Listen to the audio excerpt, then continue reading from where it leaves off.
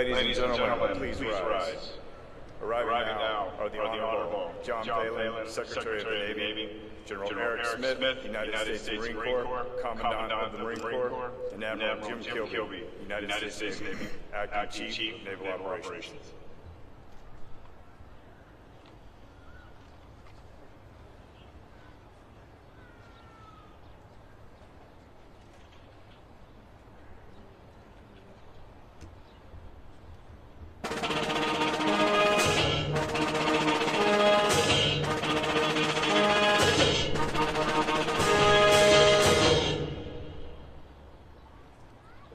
Ladies and gentlemen, the Honorable JD Vance, Vice President of the United States of America, accompanied by Vice Admiral M. Davis, United States Navy, the Superintendent, United States Navy.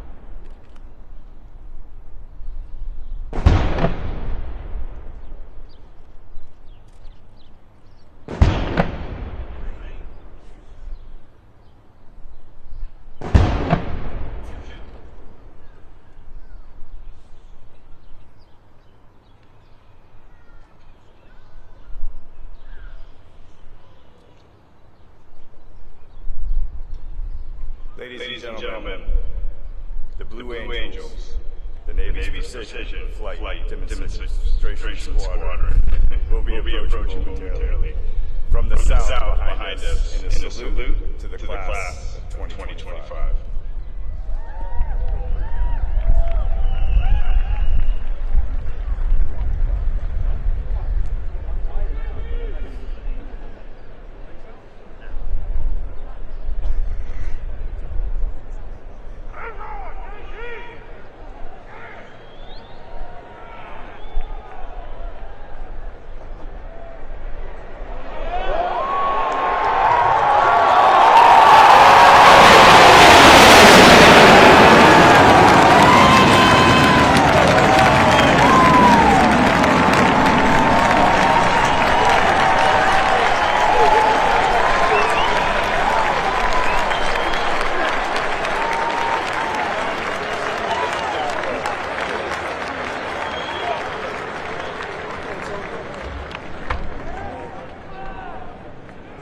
Ladies and gentlemen, we invite all of our guests to remain standing for our national anthem, sung by Midshipman First Class Wayne Gonzalez, and then the invocation by Captain Maurice Future, Chaplain Corps, United States Navy.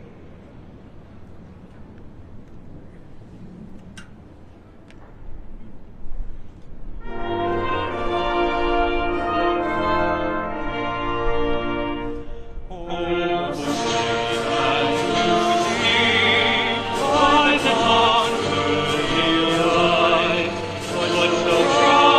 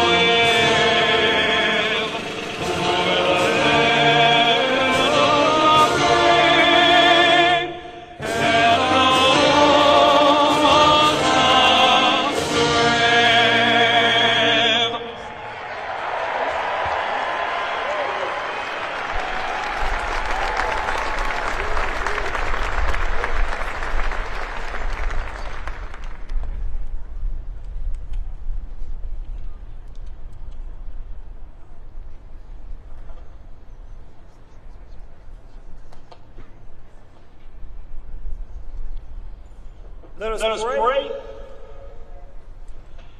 Most gracious and triumphant God, we come to announce to the world that these warriors are ready to fight tonight.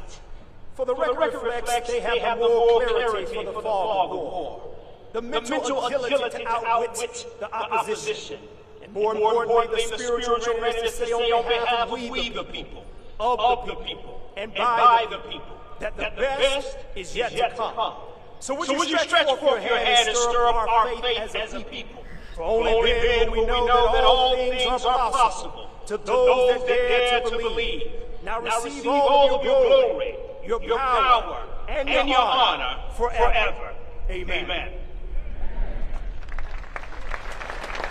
Please be seated. Ladies and gentlemen, the 65th Superintendent of the United States Naval Academy, Vice Admiral Yvette M. Davis.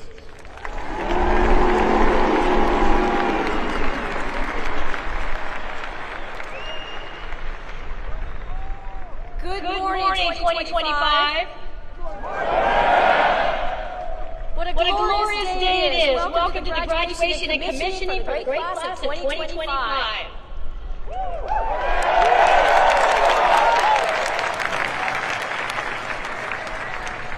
There can be no question about the significance of today. We have the privilege of hosting our Vice President, the Honorable JD Vance, the Secretary of the Navy, Secretary Phelan, the Commandant of the Marine Corps, General Smith, and the Acting Chief of Naval Operations, Admiral Kilby.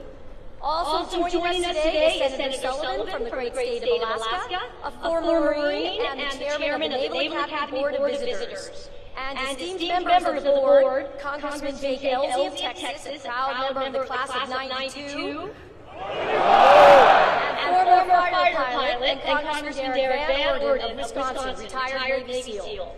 And Congressman Rob President of Pennsylvania is also with us today. Thank you for joining us as we celebrate the class of 2025. I'm honored you could be with us today. Class of 2025, this week has been a whirlwind for you. So please allow yourself a brief moment to take it all in. Look around. Go ahead at your classmates next to you. Now up to the stands. Find your family and friends and sponsor families and loved ones. Give them away.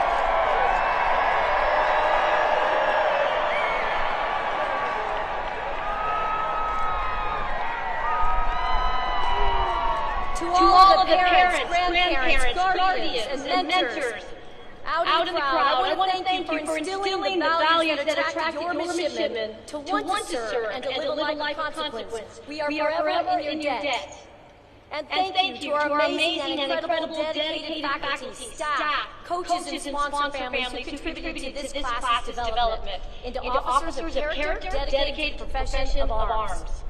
So 2025, to those who challenged you and pushed you to achieve greater things than you thought possible, to those who supported you and mentored you, please join me in giving them a heartfelt round of applause.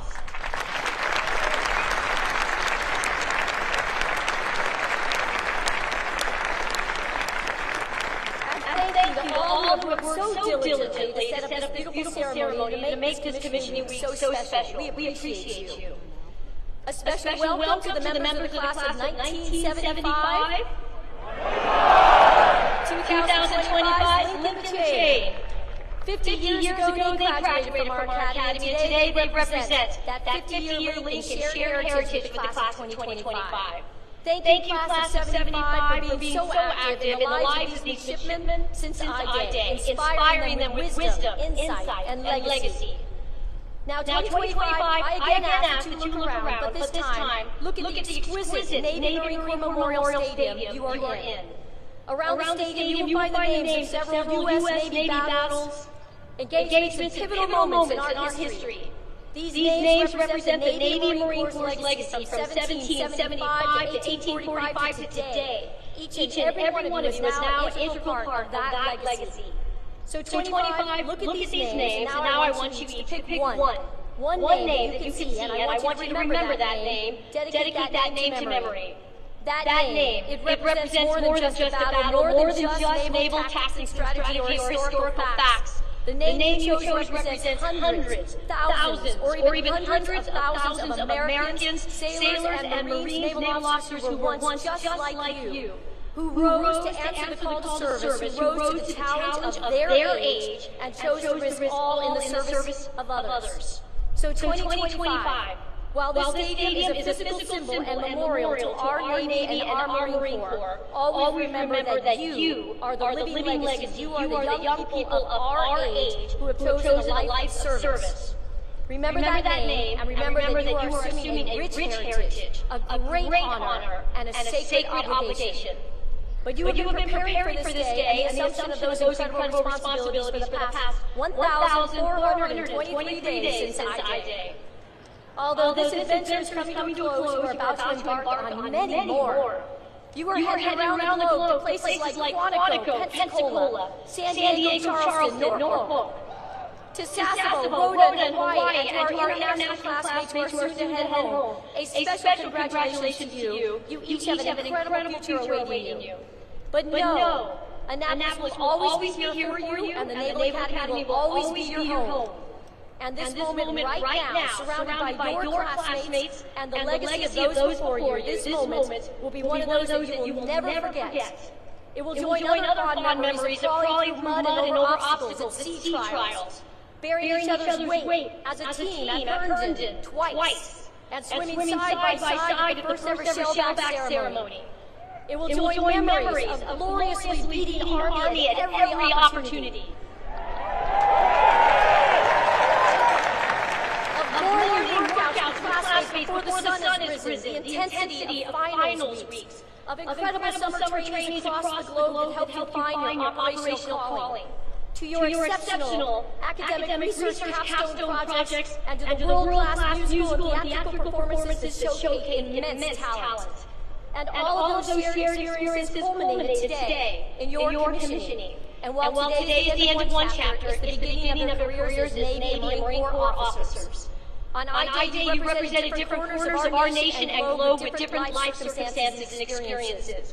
But now, at commissioning, you are a proud class of ethical warfighters who better understand the sacred oath you first took 4 years ago and will soon take again today. While we can never know with certainty what the future will hold for you or our country, we do know that you are assuming a vital role.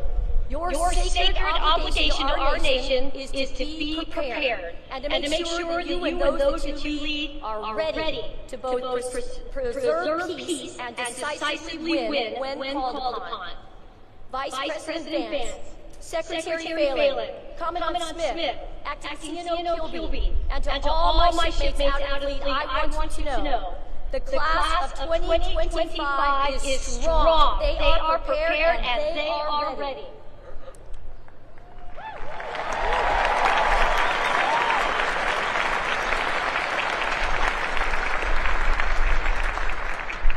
The 2025 Naval Academy family is incredibly proud of you. I'm incredibly proud of you, and I can't wait to see what you will accomplish in the years ahead. It is now my pleasure to introduce our 79th Secretary of the Navy, the Honorable John C. Phelan.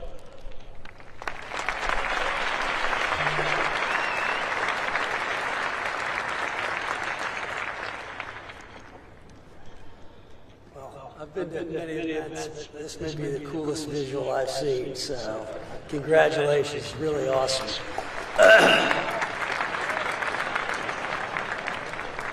Mr. Vice President, Commandant, Acting Chief of Naval Operations, Superintendent, distinguished guests, faculty, staff, families, and most importantly, the class of 2025, good morning. Admiral Davids, thank you for the kind introduction. Serving as the 79th Secretary of the Navy is a privilege of my lifetime, and I thank President Trump for his trust and confidence in appointing me to this role. And it's a particular honor to welcome and thank Vice President JD Vance for his presence today. As a Marine and combat veteran, Vice President Vance represents what makes this nation great. Courage forged through hardship, service defined by humility, and deep, unshakable belief that this country is worth fighting for. From the hills of Ohio to the battlefields of Iraq, and now to the halls of leadership in the White House, Vice President Vance's journey reminds us that honor is not given, it is earned. Thank you, Mr. Vice President, for your example, your service, and your continued leadership.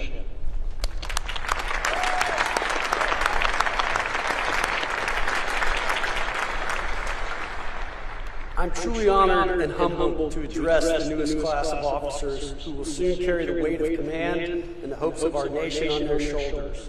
You have earned the right to wear the uniform, not merely through the rigor of academics or the trials of Bancroft Hall, but through your daily commitment to something larger than yourselves.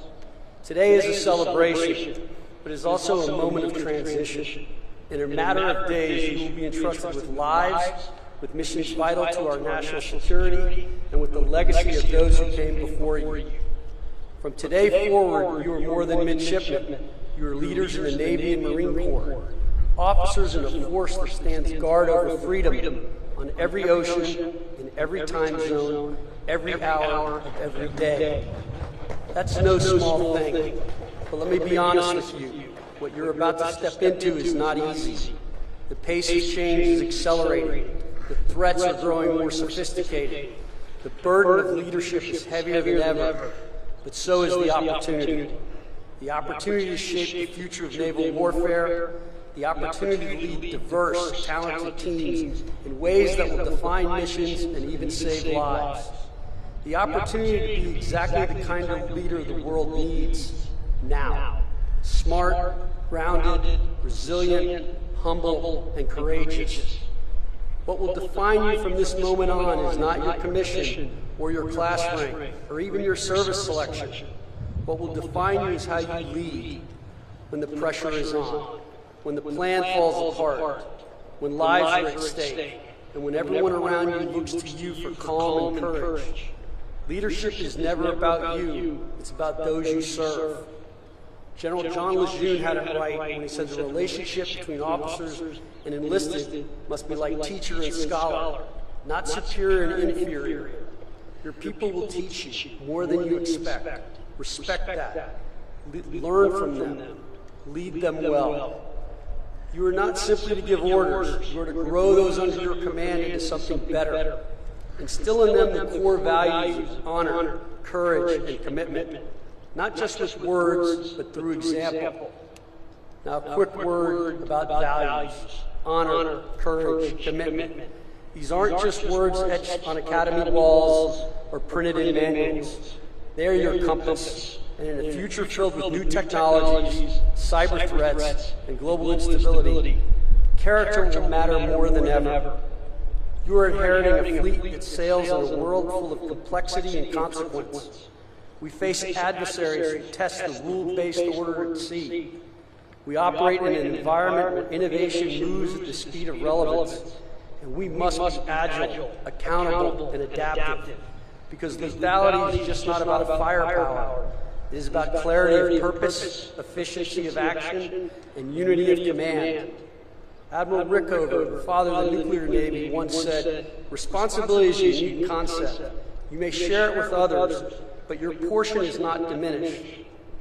You cannot delegate accountability. When the mission falters, your name is on the line. When it succeeds, share the credit. That is leadership. There will be days when you'll feel the weight or burden of leadership. That's natural. But on those days, remember this: you are not alone.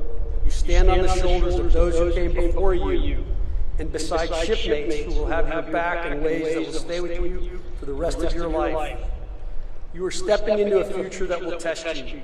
But I believe, we believe, the American people believe you are ready. Ready to innovate, ready to inspire, ready to lead in a Navy and Marine Corps that is evolving, modernizing, and building a more lethal, adaptable, and resilient force. You are the future of that force. So take pride in what you've achieved, take responsibility for what comes next, and take care of those you are privileged to lead. Your commission is more than a contract. It is a covenant with the American people. They trust you to defend this nation with honor, to wield power with restraint, and to lead with integrity, even when no one is watching. So class of 2025, step forward with confidence, but carry within you the humility of those who came before. From the decks of destroyers to the cockpits of strike aircraft, from forward operating bases to submarines beneath the sea, you'll be the tip of the spear and the steady hand behind it. In closing, know this, your country is proud of you, not just for what you've done, but for who you've chosen to become. You are not just graduates, you are defenders of the Constitution, ambassadors of liberty, and the next generation of American leaders. May God bless you, your families, and the United States of America. Congratulations on this well-deserved honor. Thank you.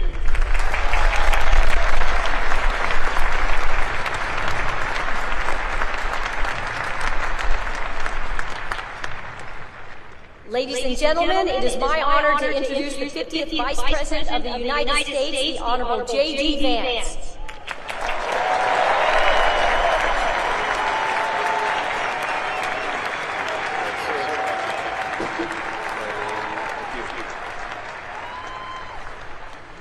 Well, it is great to be with you here on this incredible day, and I gotta say, it's a pretty cool trick where when people say good morning, you guys say it back in unison. So let me say good morning to the class of 2025.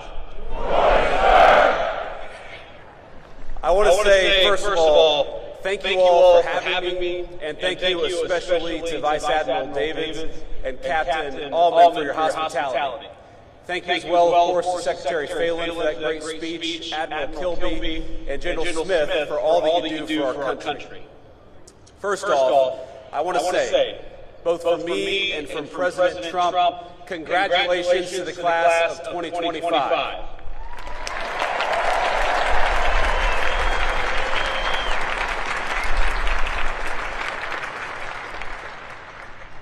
I want to say congratulations not just to you all, because you all certainly earned a great honor, but congratulations to the families, the friends, the faculty, plus the other midshipmen and service members who join us on this beautiful morning and share in this incredible day.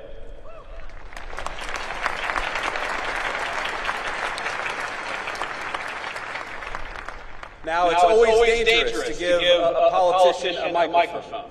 But I know that I am one of the very last things standing between you and your mission and your diploma. And so, out of respect, I just want you to know that this is only going to be a 3.5 to 4 hour speech. I hope you all brought your sunscreen because it's bright out here.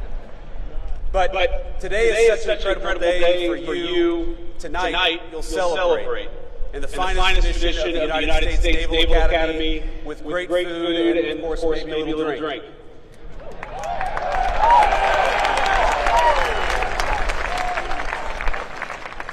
But I hope that as you celebrate, you remember that this is not just your day, as hard as you have worked for it.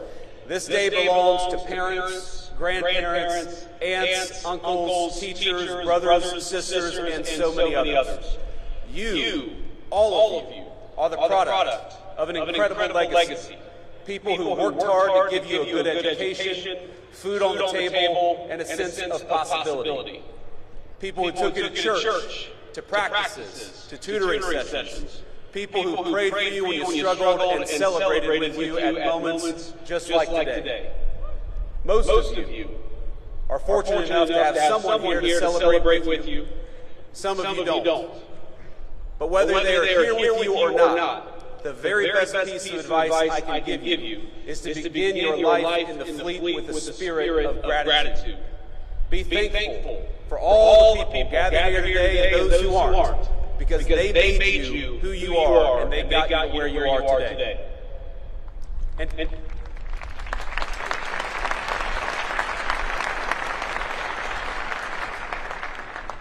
And I hope you'll take from that gratitude a sense of duty. You owe it to the American people, to yourselves, but most of all to the people who sacrificed so hard to get you here. You owe it to them to do the best job you can, and I know that is exactly what you're going to do. Now, it's customary in speeches like this for people like me to offer words of congratulations and maybe a little bit of advice. Of course, I just did exactly that.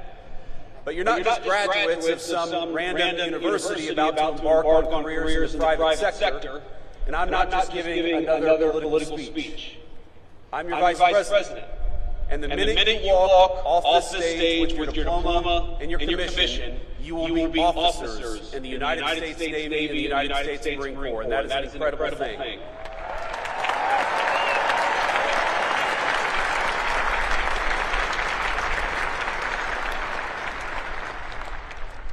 You will be leaders of men and women in our armed forces. So while President Trump and I congratulate you on this incredible achievement, I also thought it would be appropriate to tell you a bit about how the President and I think of your mission in this new and very dangerous era for our country. Now, last week, the President took a very historic trip to the Middle East, meeting with heads of state in Qatar, Saudi Arabia, and the United Arab Emirates. Most of the headlines focused on the trillions of dollars of new investment the President secured for our country, and that's, of course, an important thing. But I actually think the most significant part of that trip is that it signified the end of a decades-long approach in foreign policy that I think was a break from the precedent set by our founding fathers. We had a long experiment in our foreign policy that traded national defense and the maintenance of our alliances for nation building and meddling in foreign countries' affairs, even when those foreign countries had very little to do with core American interests. What we're seeing from President Trump is a generational shift in policy with profound implications for the job that each and every one of you will be asked to do. Now, following the collapse of the Soviet Union, our policymakers assumed that American primacy on the world stage was guaranteed. For a brief time, we were a superpower without any peer. Nor did we believe any foreign nation could possibly rise to compete with the United States of America. And so our leaders traded hard power for soft power. We stopped making things, everything from cars to computers to the weapons of war, like the ships that guard our waters and the weapons that you will use in the future. Why do we do that? Well, too many of us believe that economic integration would naturally lead to peace by making countries like the People's Republic of China more like the United States. Over time, we were told the world would converge toward a uniform set of bland, secular, universal ideals, regardless of culture or country. And those that didn't want to converge, well, our policymakers would make it their goal to force them by any means necessary. So instead of devoting our energies to responding to the rise of near-peer competitors like China, our leaders pursued what they assumed would be easy jobs for the world's preeminent superpower. How hard could it be to build a few democracies in the Middle East? Well, almost impossibly hard, it turns out, and unbelievably costly. And it wasn't our politicians who bore the consequences of such a profound miscalculation. It was the American people, to the tune of trillions of dollars, but more than anyone, it was borne by the people who were in your shoes just a few short years ago, our service members and their families. The tens of thousands of warfighters who sacrificed precious time, energy, and in some cases their very lives in the line of duty. They are the ones who bore the cost of past failure. Our leaders abandoned clearly stated strategic goals for lofty, often incoherent abstractions. This is how, for example, we wound up chasing a $230 million pier in Gaza that worked for a grand total of 20 days while injuring over 60 American service members in the construction and maintenance of that pier. Our government took its eye off the ball of great power competition and preparing to take on a peer adversary, and instead, we devoted ourselves to sprawling, amorphous tasks like searching for new terrorists to take out while building up faraway regimes. Now, I want to be clear. The Trump administration has reversed course. No more undefined missions. No more open-ended conflicts. We're returning to a strategy grounded in realism and protecting our core national interests. Now, this doesn't mean that we ignore threats, but it means that we approach them with discipline, and that when we send you to war, we do it with a very specific set of goals in mind.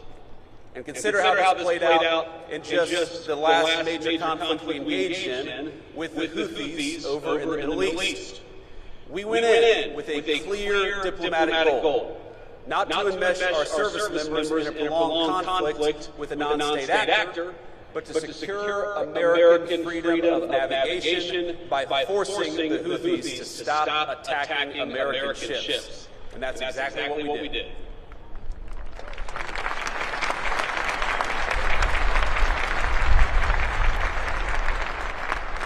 We pursued that goal through overwhelming force against Houthi military targets. In just the first 100 days of the administration, we were able to reach a ceasefire in a conflict that had been ongoing for nearly 2 years. That's how military power should be used, decisively with a clear objective. We ought to be cautious in deciding to throw a punch, but when we throw a punch, we throw a punch hard, and we do it decisively, and that's exactly what we may ask you to do.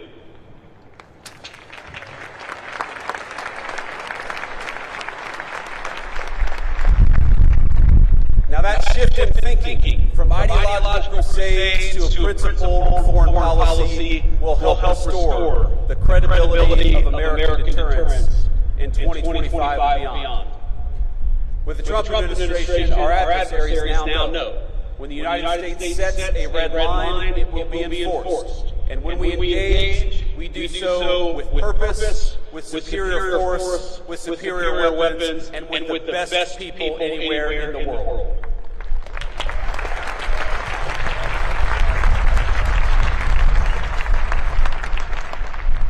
Let me say something about weapons and the future of warfare. It is, of course, a priority of this administration, not just to keep, but to widen the technological edge between the United States military and our adversaries all over the world. In the wake of the Cold War, America enjoyed a mostly unchallenged command of the commons, airspace, sea, space, and cyberspace. But the era of uncontested U.S. dominance is over. Today we face serious threats in China, Russia, and other nations determined to beat us in every single domain. From spectrum to low Earth orbit to our supply chains and even our communication infrastructure. Technology has lowered the cost of disruption, and so we must be, all of us, not just smarter. We got to make sure that we send our troops to war.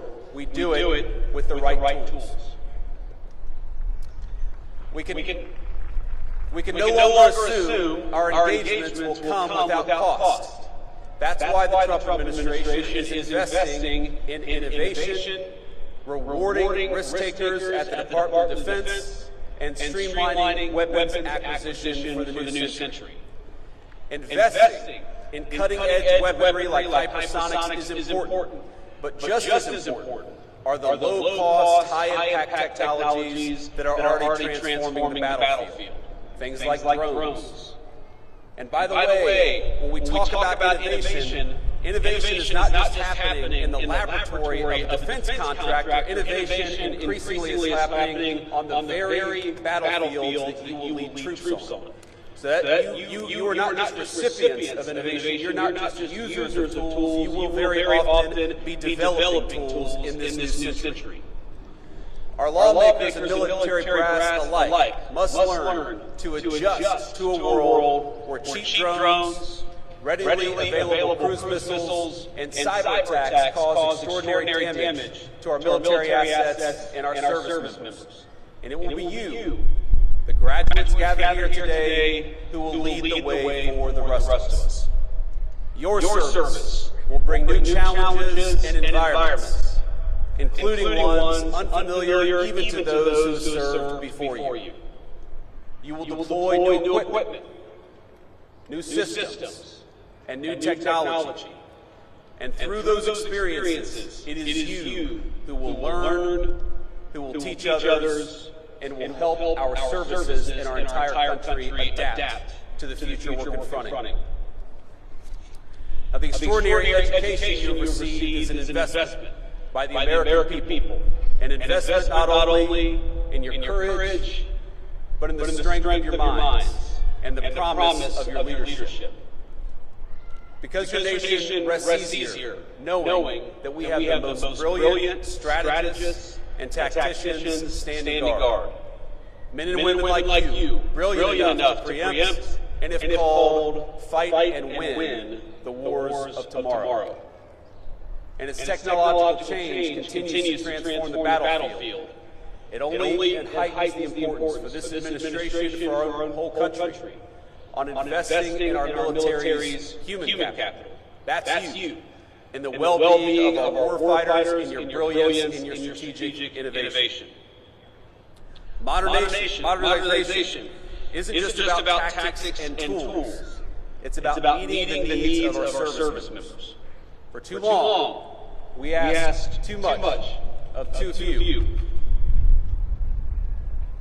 Past leaders sent our service members on mission after mission with no exit strategy, no end in sight, and with little articulation from the American people or for the warfighters about what we were doing. When we extend the deployment of an aircraft carrier, that has real impact on people's lives, and we're aware of it. They miss their families, of course they miss their loved ones and their home life. They accept that sacrifice, and that's the job that you've taken on. But the job that we have taken on is to never misuse that sacrifice or never ask you to do something without a clear mission and a clear path home.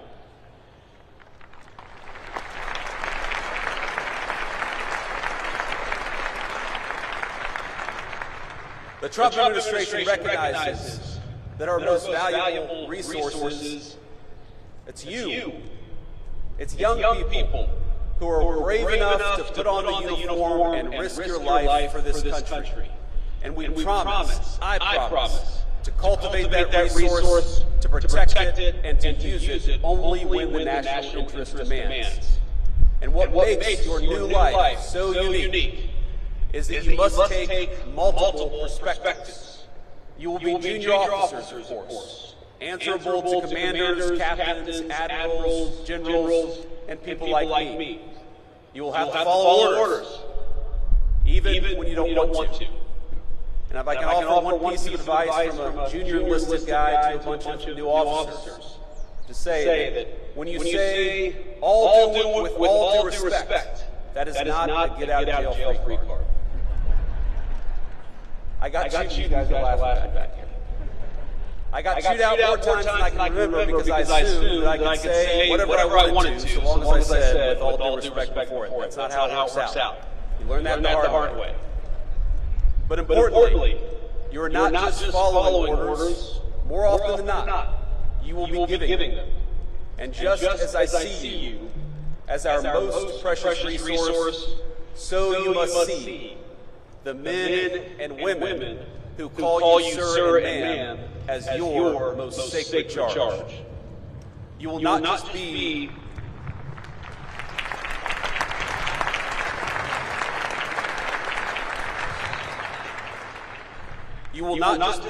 another boss. You will counsel them through triumph and tragedy. You will learn that there is no clear line between personal and professional for officers in the Navy and Marine Corps. But I encourage you to see them not just as people who must follow your orders, but as leaders in their own right, with incredible wisdom and incredible potential.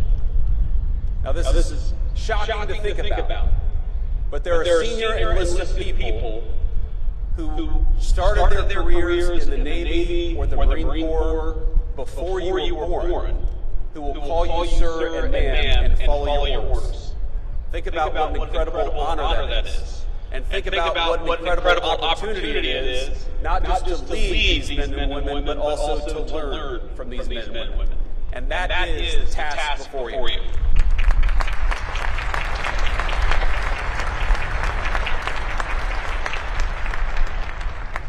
You will lean on that experience, of course, but still, you're very often, more often than not, going to be the one in charge.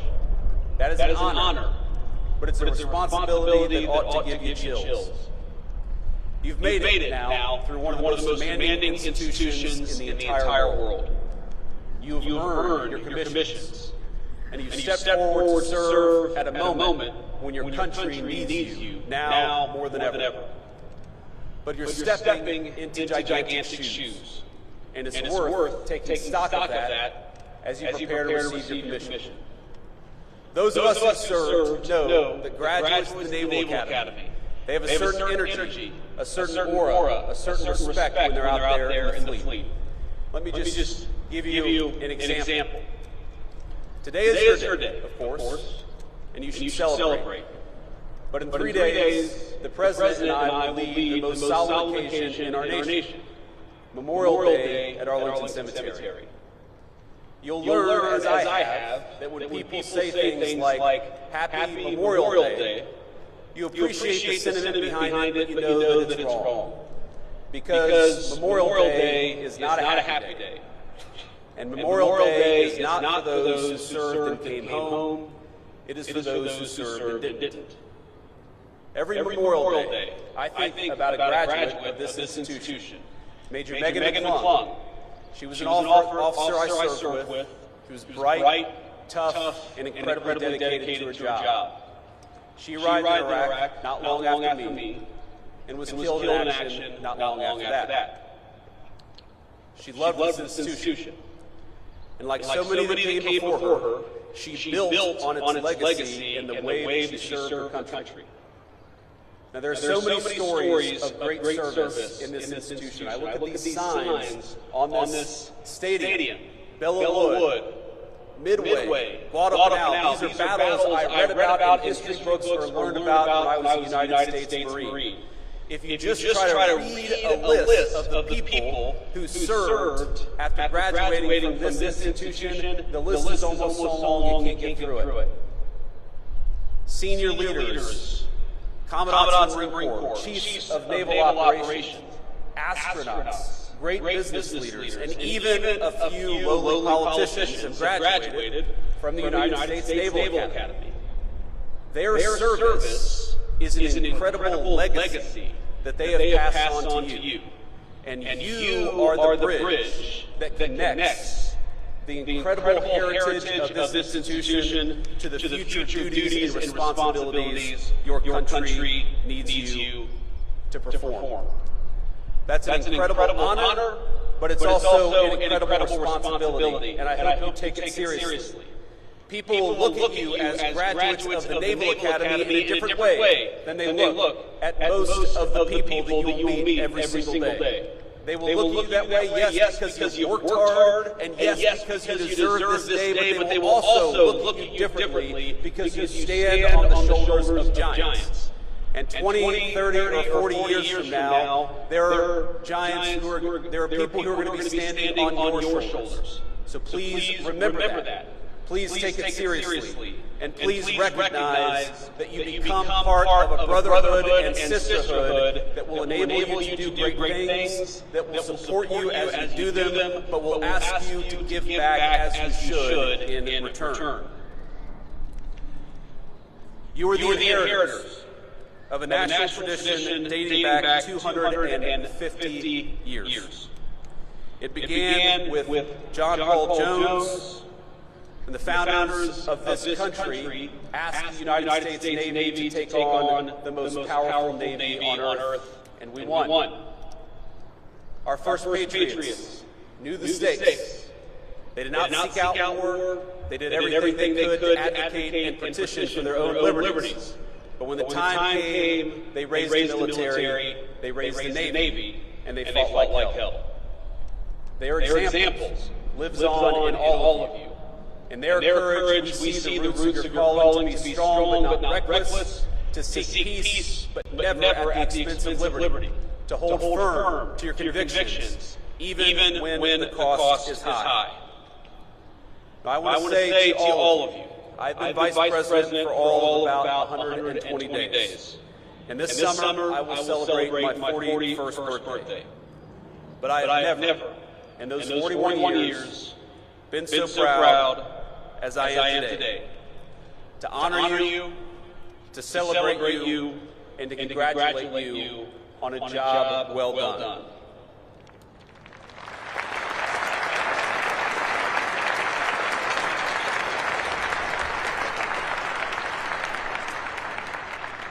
Now, I'm sure some of you share my politics and some of you don't.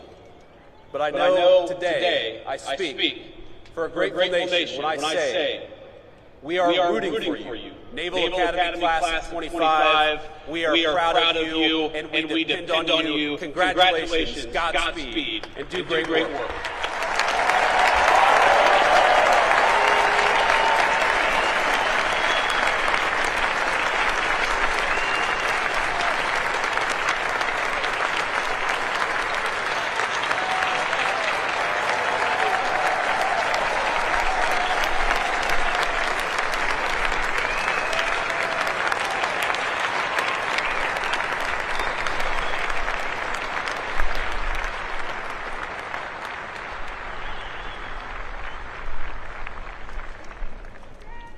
Thank you, sir. We'll now confer the degrees. The Academic Dean and Provost of the United States Naval Academy, Dr. Samara L. Pyro.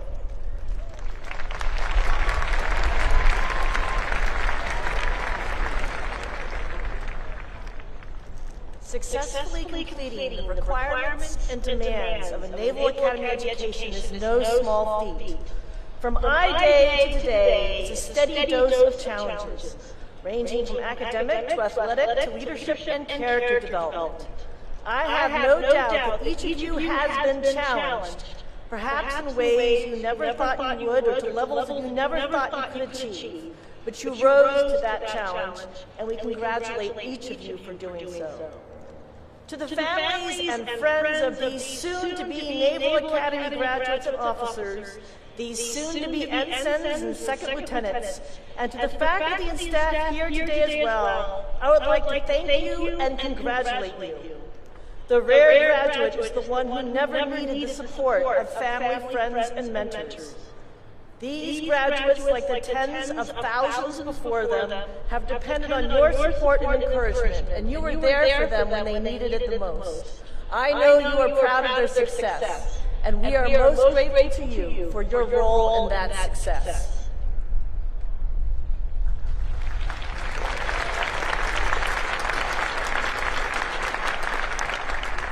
Candidates, please rise.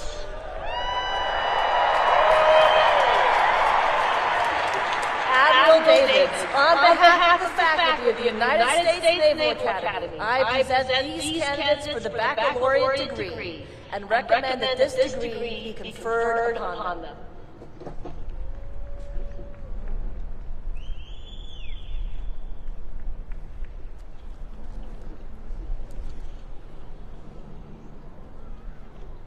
As you have successfully completed your course of study at the United States Naval Academy and have been recommended by the Academic Board as Superintendent of the United States Naval Academy and by virtue of the authority vested in me by the Congress of the United States, I confer upon each of you the baccalaureate degree with all rights and privileges thereunto pertaining.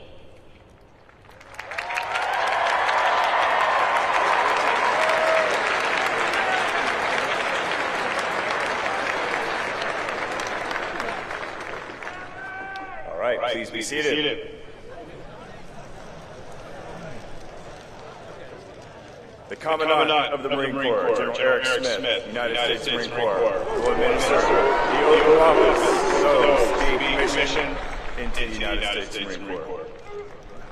General Smith, I present 257 midshipmen of the graduating class of 2025 to be commissioned into the Marine Corps.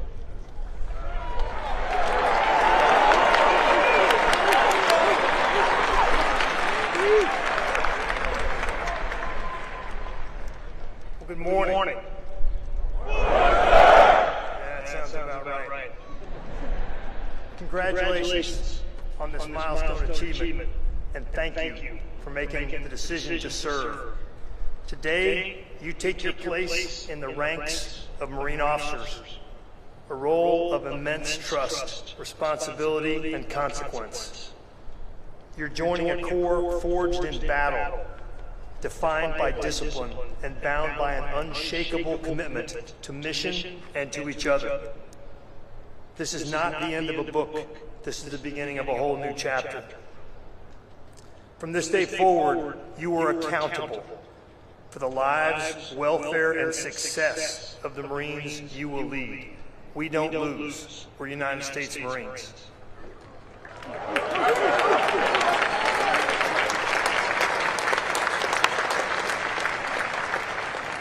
Your Marines won't follow you because of your rank. They'll follow you because of your example, your judgment, and your character.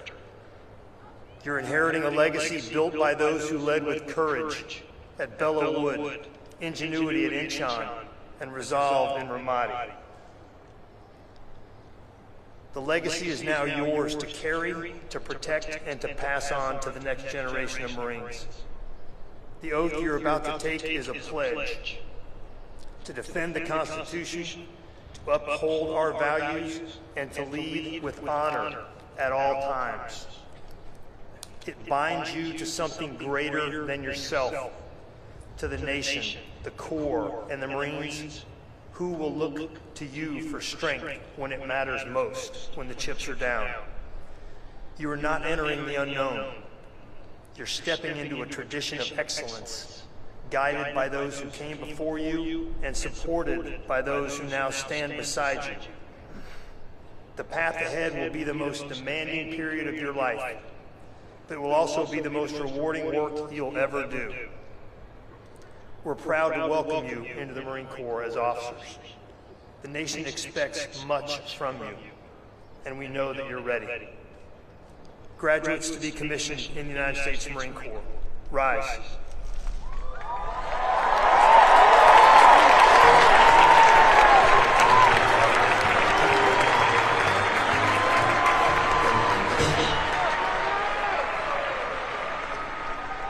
Raise your right hands.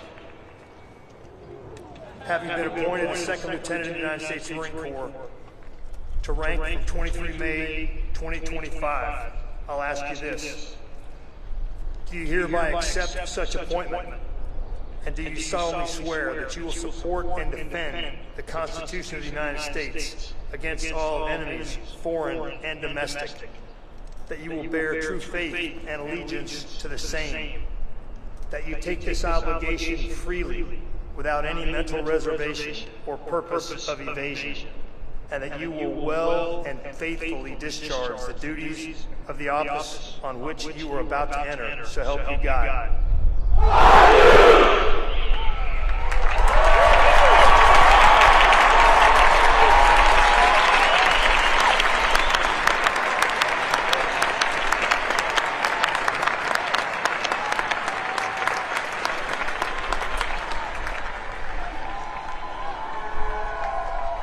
Second Lieutenants, take your seats.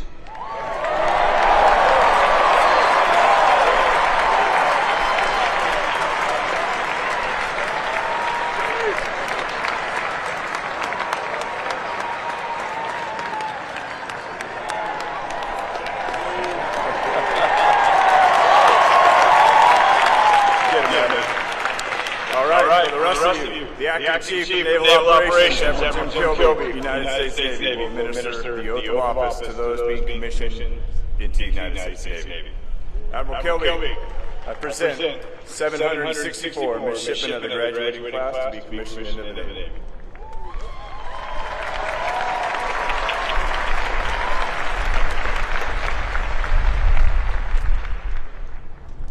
Well, good morning. Vice President Vance, Secretary Phelan, General Smith, Vice Admiral Davis, parents, family and friends of the class of 2025, it's an honor to be here with you today. I want to echo those before me in taking a moment to recognize all of the families and friends present. Each of you had a profound impact on the men and women in front of me, instilling in them the values, will, and courage to serve something greater than themselves, a decision that sets them apart from their peers. Thank you for your continued support. Class of 2025, congratulations on joining the world's premier maritime fighting force.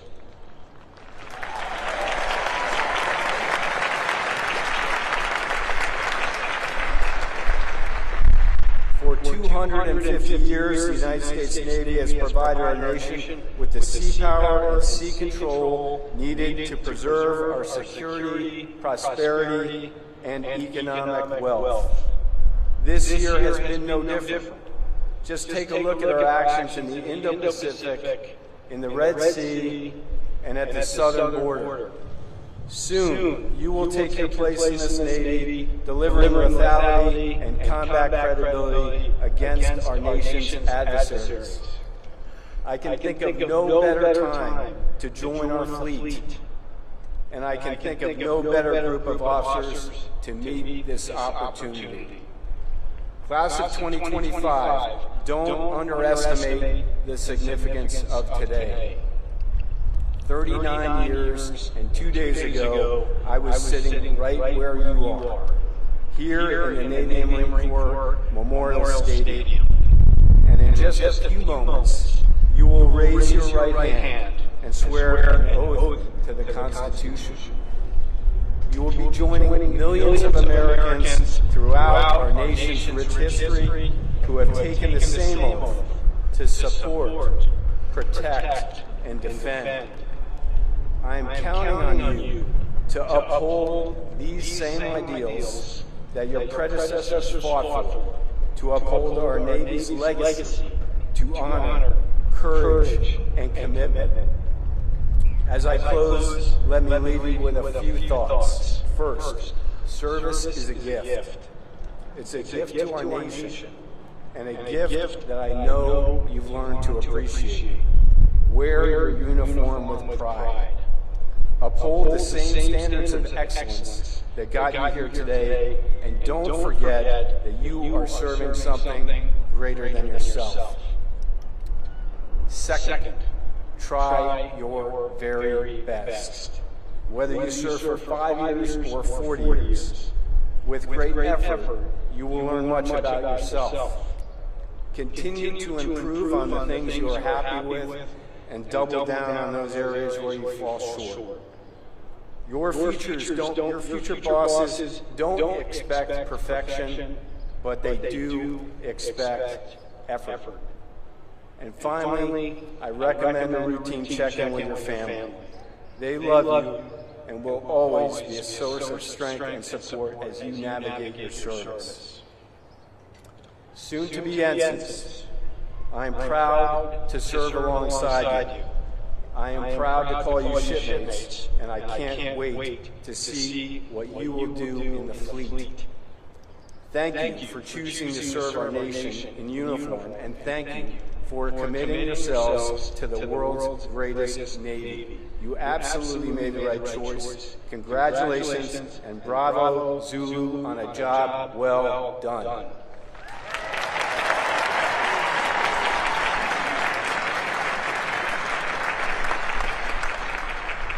Graduates to be commissioned in the United States Navy, please rise.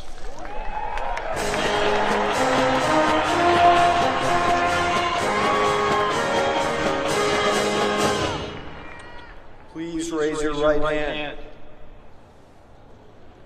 Having been appointed an ensign in the United States Navy to the rank from 23 May 2025, do you solemnly swear that you will support and defend the Constitution of the United States against all enemies, foreign and domestic, that you will bear true faith and allegiance to the same, that you take this obligation freely, without any mental reservation or purpose of evasion, and that you will well and faithfully discharge the duties of the office on which you are about to enter.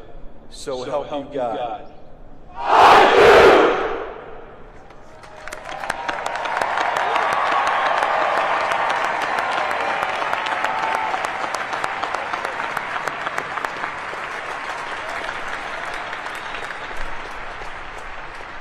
Ensigns, seats.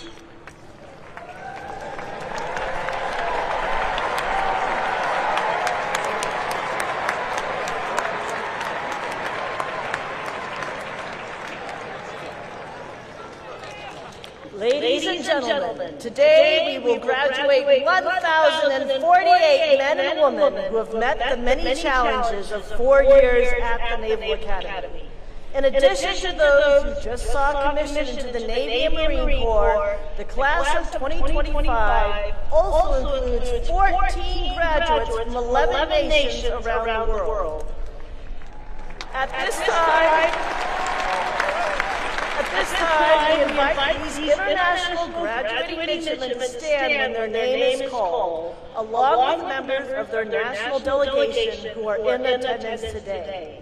These graduates, whose national flags are flying above the memorial arches at the North End of the stadium, will return to their countries and serve with distinction in their armed forces or other government service. From the Arab Republic of Egypt, Ziyad Al-Gaddafi. From the Republic of Fiji, Ratu Malabua. From the Republic of Indonesia, Juandito Cahaya Nugroho. From the Republic of Indonesia, Febiarta Suryana. From the Kingdom of Jordan, Tarek El-Zabah. From the Republic of Maldives, Hassan Nisha.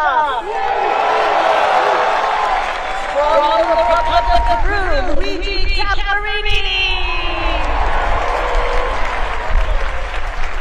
From the Republic of the Philippines, Michelle and Angelou Delion Matza. From the Republic of the Philippines, John Manuel Monreal. From the Democratic Social Republic of Sri Lanka, Isuru Akanayaka. From Taiwan, Jenny Zhou. From the Kingdom of Thailand, Purapi Prati. From the Republic of Tunisia, Muhib Ben Mehta. From the Republic of Tunisia, Mohammed Jerby. Thank you. Seats.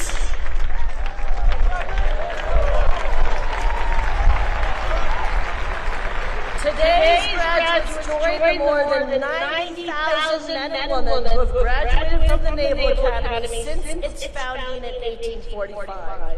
As part of our graduation ceremony today, members of the Naval Academy class that preceded this year's graduates by 50 years will honor this continuing chain of Naval Academy graduates by presenting engraved ensign or second lieutenant uniform devices to the class of 2025. Several members of the class of 1975 are listed in your program and are here today to participate in this special recognition of Naval Academy graduates' contributions across the decades. Please join me in recognizing and applauding these distinguished graduates.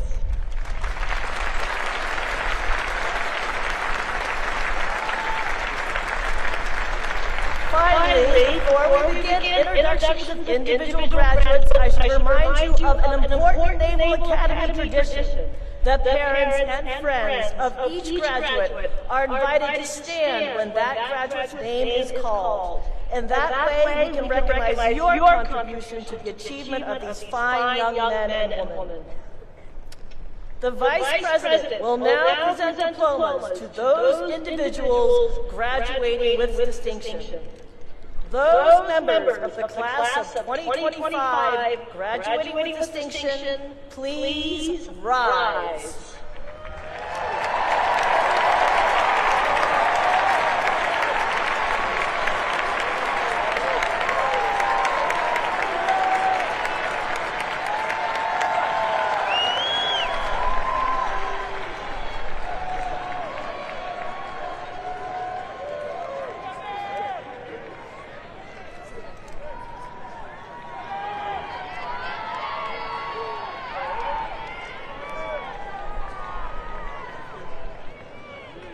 Owen M. O'Malley stands first in the class. Andre J.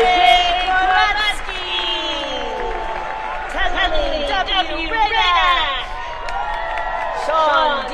O'Boyle. Matt T. Marinkovich. Brody A. Todd. Michael C. Sebastian G. Sherry, Ethan S. Purdue, Solange G. Victoria J. DiCarlo, Nathan A. Broomfield, Zachary Z. Pegg, Harrison A. Kaplan, Emma E. Fromelt, Connor W. Pettigrew, Reese and Winter, Aiden L. Clay, Jacob L. Price, Jillian R. Unke, Ryan J. Ramondi, Justin T. Lau, Lucas G.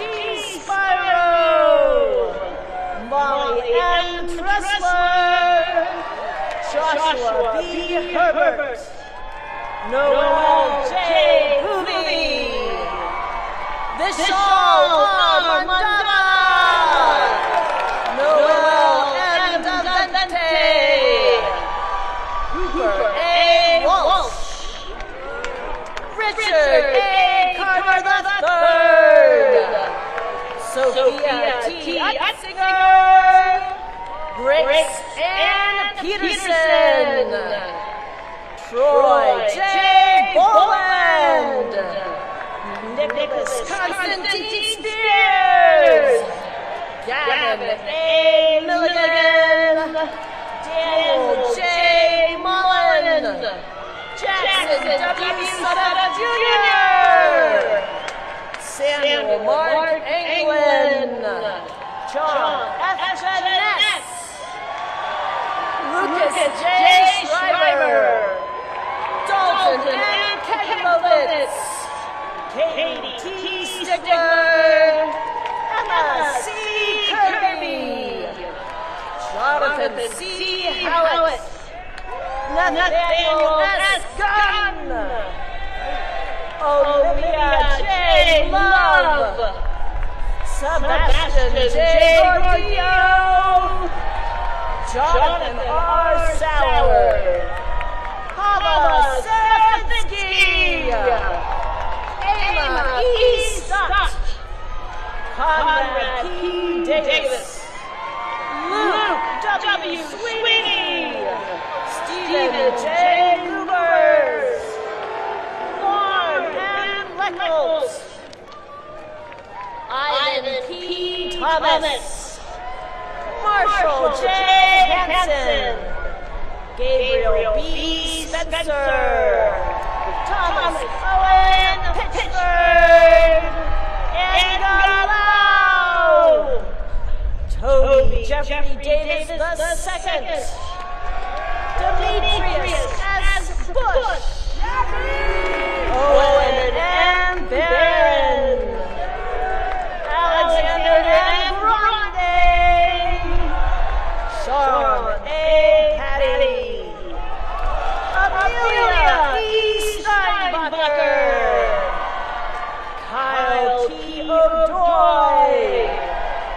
Benjamin A. Miller, Kevin A. Lamb, Tanner Aloysius Kelly, Micah Jacob Verona Rica Frente, Gabriel A.P.D. Wen, Andrew W. Fittel, Samuel J. Beatty, Matthew Brian Coleman, Walker H. French,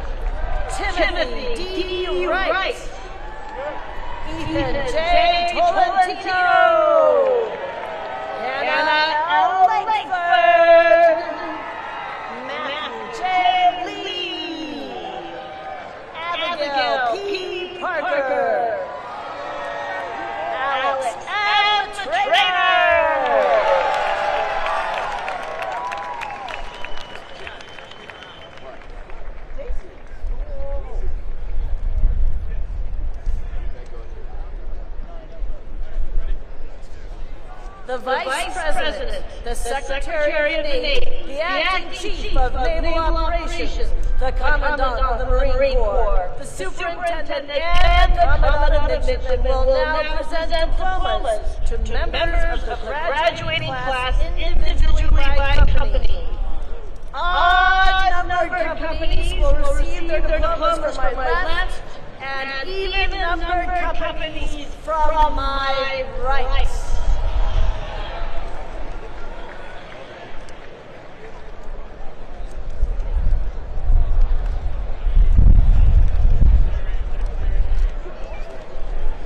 From the first company, Sanjana Basumale.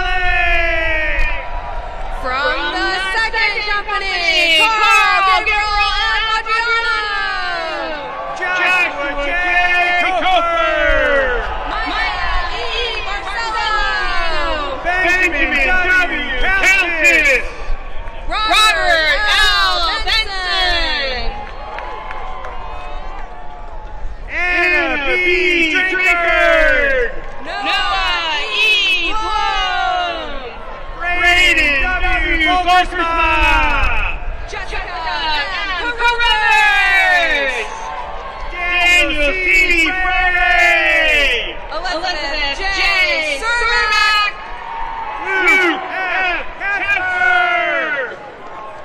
Kevin J. Troy. Piper N. Geisler. Luke V. Dixon. Amber C. Hutchins. Nathan Y. Faust. William G. Holzinger. Creedon G. Bolger. Julia R. Horton. Wyatt W. Lee. Sean S. Jonathan. Devin K. Gordon. Tyler S. Hawaii. Anthony W. Harrington. Jude M. Frick. Haley N. Austin. Joseph S. Lee. Ross C. Houston. Ashley Lewis. Michael G. Calvert. Grace E. Laut. Emmett C. Kirby. Lily E. Luce. Natalie H. Kramer. Ryan L. Blaine. Michael D. Maxwell. Maxwell J. Leno. Lucas S. Merritt. Tracy Oliver. Andres D. Ruiz. Caleb W. Shea. Joshua X. Silva. Xavier B. Jonathan. Thomas R. Sneed. Kevin K. Sung. Campbell T. States. Luke C. Eman. Christopher J. Stump. Addison E. Wilbur. Joy D. Texera. Ursula C. Wise. Tyler D. Villa. From the third company, Ray J. Dean. Eleanor G. Beasy. Thomas T. Bowie. Ryan W. Waugh. Chloe M. Lawson. Rebecca B.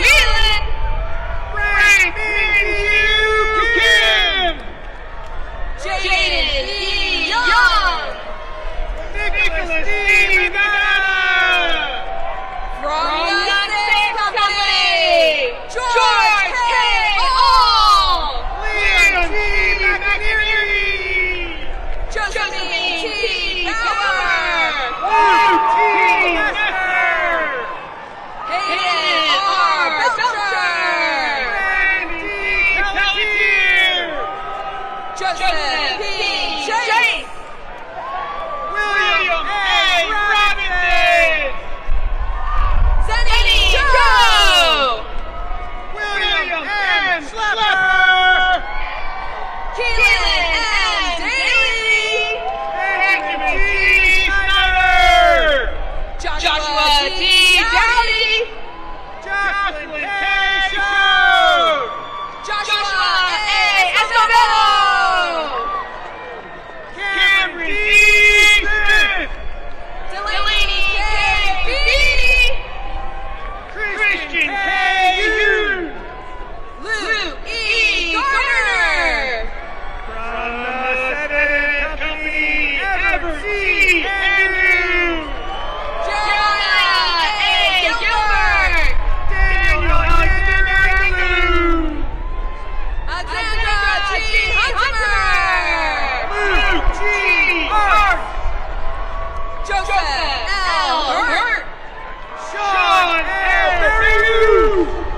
Peyton A. Jankowski. Evan S. Roderick.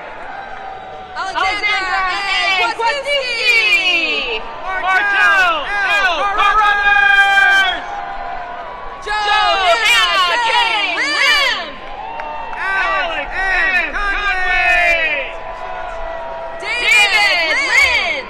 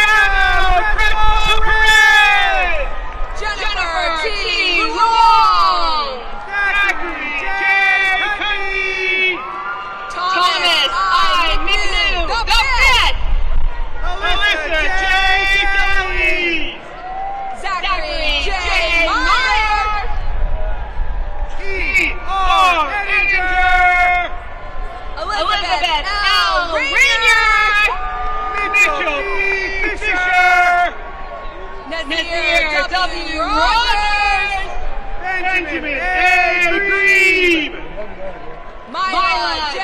Romero, R. Harris, Mackenzie R. Rouge, Amy J. Hogan, Gil A.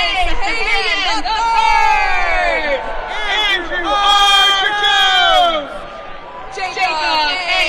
Sweater, Benjamin P. Keenan, Alexander R. Trinidad, Eric Mason Lee Jr., Jaden T.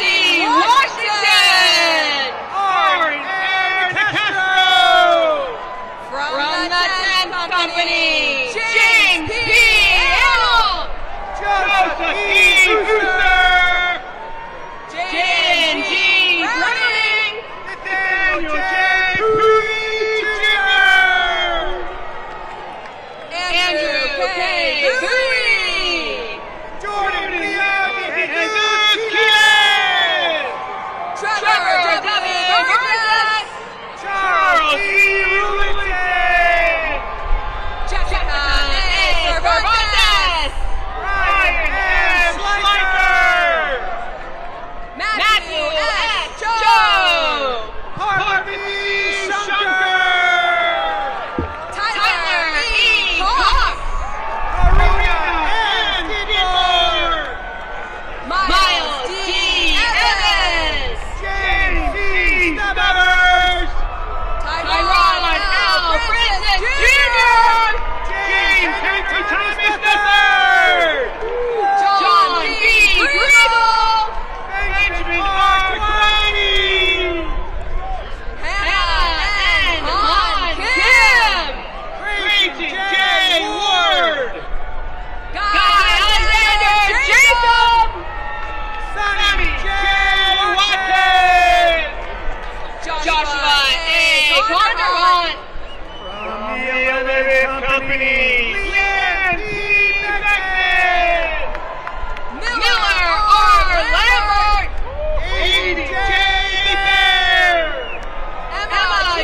Munson, Dayton E. Pablo, Ramon Mendoza, Evan A. Brown, Zoe M. Moore, Gavin M. Buchanan, Joseph J. Moraja, Noah M. Chavez, Sarah A. Owens, Jackson R. Birch, Maxwell T. Castell, Sebastian A. Gordon, Alexa N. Riddle, Amin K. Hassan, Thomas A. Scully, Lauren I. Leonard, Bowen S. Schoenberg, Niamh Martinez, Nathan C. Smith, Hannah L. McCarthy, Tyler J. Sweat, Ratu O. Malamua, and B. Williams Jr. Jameson Eagle Bonner, From the 12th Company, Apollo C.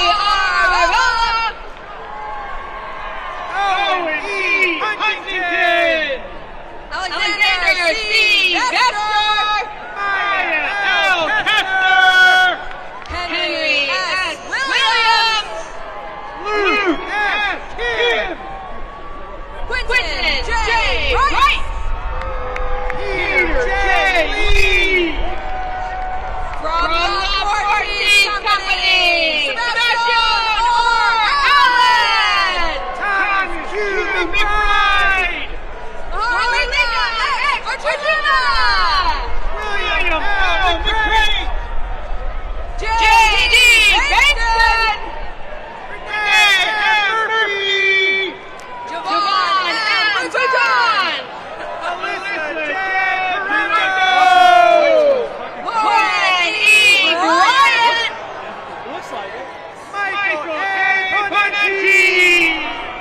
Matthew F. Crotty, Martha G. Fields, Donna K. Bonana, Isaac S. Braley, Amanda G. Graziano,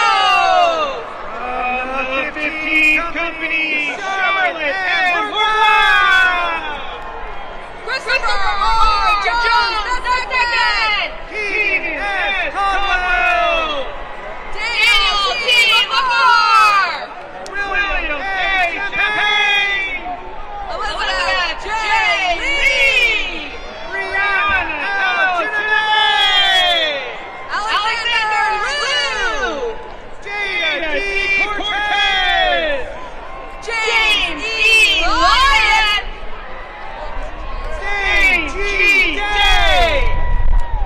Alexander S. Mamula,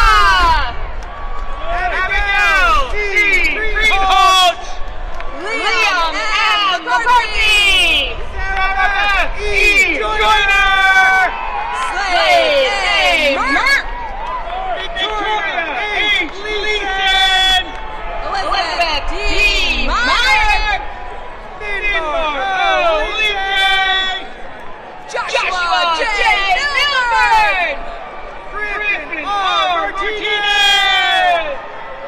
Vivian C. Prescott, Reed E. Romo,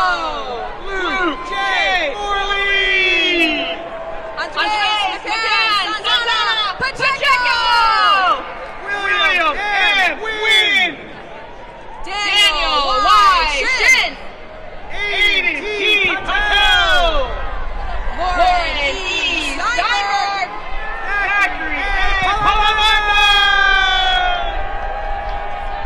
from the 16th Company, Nolan R. Farmer, Lindsay E. Baisha,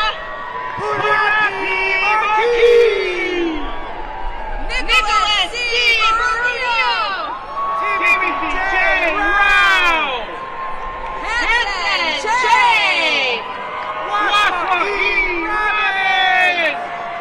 Thomas P. Christie III,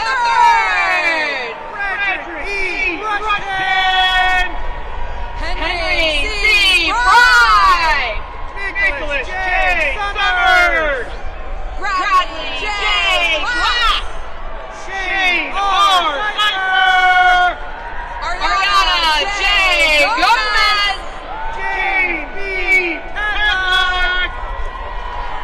Jacques X. Gayole,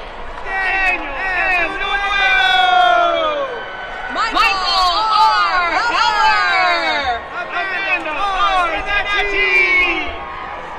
Liam M. Henderson, Justice E. Hood,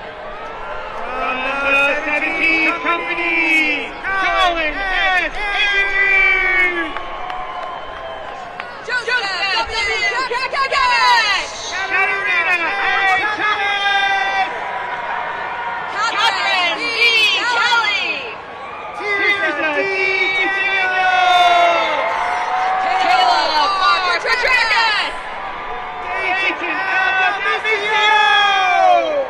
Gabriella A.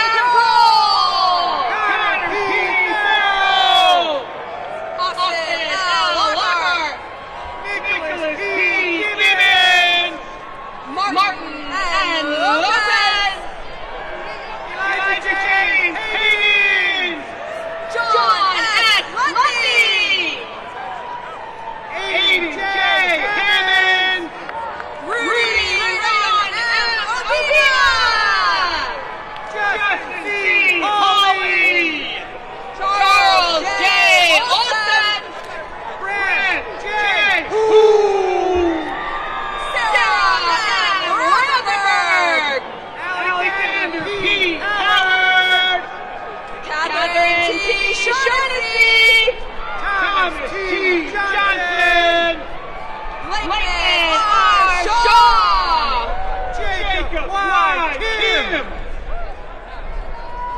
Jason W. Simmons. Emily Rose and Kastanovich. Manuel A. Smith. Matthew G. Siri. Jerry A. Yellow Jr. Lola and Larry. From the 18th Company, John L. I. Lorena. Ernst F. McDonald II. Zachary T. Gorham. John N. Nicholas. Joshua M. Clark. Megan M. Murphy. Addison Parker E. Davis. Gavin C. Nielsen. James M. DeJong. Brandon A. Fortune. Sylvia R. Eklund. William C. Pierce. Axel W. Fisher. Isabella G. Ramacho. Hunter M. Goley. Brent L. Sell. Charlotte B.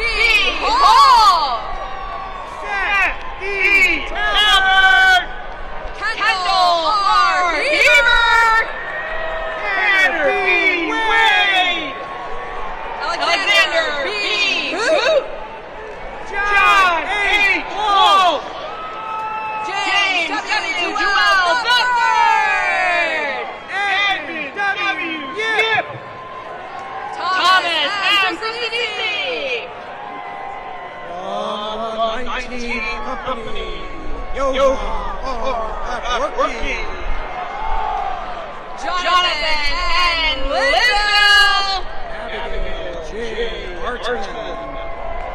Ryan L. Lowe. Sophia Tyler T. McGee. Andrew N. Kyrie Lason. Grace E. Martin. Quaden V. Coker.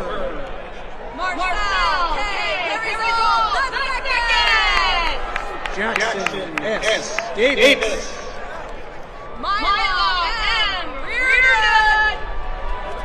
William J. Detmer. George J. Ruiz. Liam P. Golden. Sharon A. Shaw. Riley C. Howden. Nathan M. Simmons. Moises Hernandez. Nathan G. Sukina. Ava F. Huber. Cameron A. Summers. Brooks J. Kirkshin. William F. Walsh. Alexander D. Kirkland. Joshua J. Ward. Jaden X. Leonard. Robert I. Simon. Mitchell S. Lewis. From the 20th Company, Brianna L. Baker. Lindsay M. Lindenville. Seth W. Baylor. Logan E. Lewick. Anna G.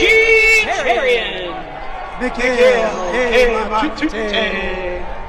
Danielle Hardtime. Belinda B. Bissett. Grant D. Glasgow. Eric M. Nordquist. William S. Goldsberry. Emily K. Tannenbaum. Kellen R. Luke A. Terrell. Kayla Bell. Richard P. Barrier IV. Jenna Hernandez. Noah B. Ward. Enoch J. From the 21st Company, James R. Adams. Keanu R. Manuel. Micah H. Evans. Michael B. Marconi. Natanis T. Gamer. Sarah C. Moore. Ellen O. Hahn.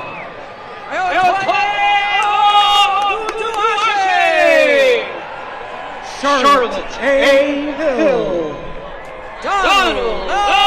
Hoban. Michael K. Cullau. Peyton M. Hunted. Christian C. Cure. Lane M. Rivera. Daniel S. Kim. Christopher E. Robertson. Joshua J. Kim.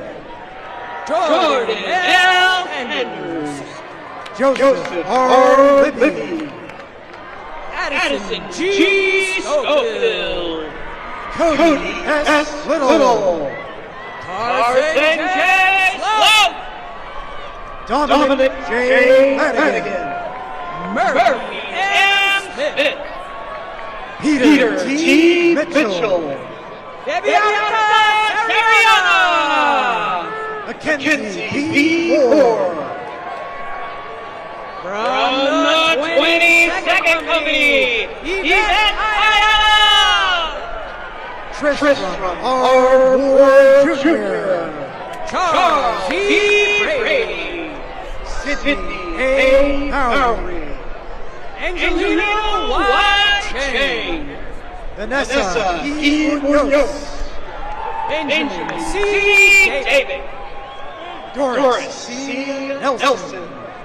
Jack T. Finnegan. Austin D. Payne. Colby K. Rose. Caitlin Capillo Pepin. Anthony J. Ha. Ryan J. Rajapaksa. Sean E. Harris. Andrew L. Rugg. Jeremy R. Eaton. Maurice Paulo B. Salion. Ben J. Huffman. Alex G. Sanchez. Cecilia P. Jackson P. Schultz. Yoon Jung. Sophia M. Stocker. Cruz C. Hoffman. William E. Webb. Elizabeth A. Kelly. Abigail H. Yo. Brandon J. Boom. W. Forrest York. Rodrigo Milan. From the 23rd Company, Brown H. Bedard. Janelle Monreal. Joseph E. Camuso. Cole M. Ellis. Caden R. Carey. Joshua D. Haas. Darius D. Dix. Jaheim A. Scott. James P. Flanagan Jr. Alexis Smith. Madison N. Campbell. Bennett M. Stetler. Andrew H. Hare. Turner B. Step. David P. Hill. Victoria Trevino. Connell T. Ornelas. Jordan R. Uriah. Jillian B. Hugh. Connor J. Walker. Camden C. Johnson. John Luke Warner. Abigail M. Kim. From the 24th Company, Kylie Ibatar. Thomas F. Maldonado. Joseph P. Hill. Joshua A. Hill. Muhi Benefella. Mimi W. Pugh. Connor M. Cranfield. Caroline M. Meadows. Leonard Cummings III. Dennis J. Moynihan III. John G. Freeman. Ryan M. O'Day. Brianna N. Gibson. Riley J. Reedman. Thomas L. Goldenberg. Robert M. Thompson. Noah J. Harding. Mabel E. Urrutia. Deshaun L. Hartnell. Margaret D. Ward. Lillian S. Hong. Solomon A. Osasalasi.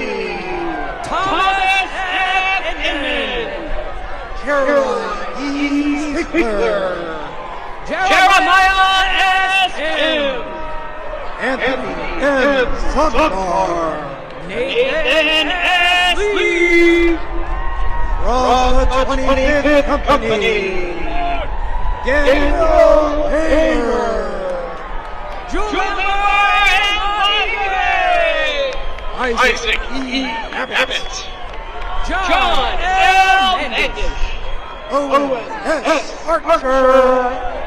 David A. Mendoza. Thomas D. Chase Jr. Isabella Tina Molio. Riley W. Claudice.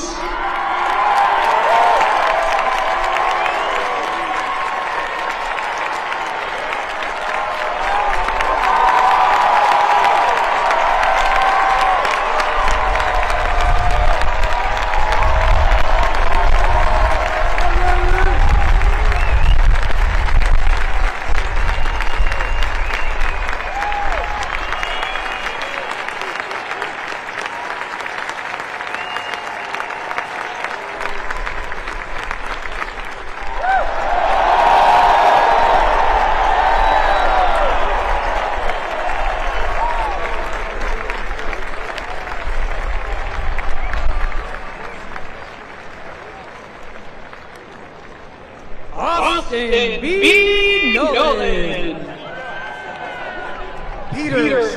Young. Copeland T. Nowell. Cameron R. Delaney. Blake A. Simmons. Haley E. Young. Emily K. Spencer. Arlen S. Duncan. Pedro L. Suarez III. Eric A. Eads. Regis L. Velez. Nicholas J. Edwards. Himmat S. Walla. Aiden J. Chibo. Jacob P. Welch. David E. Ram.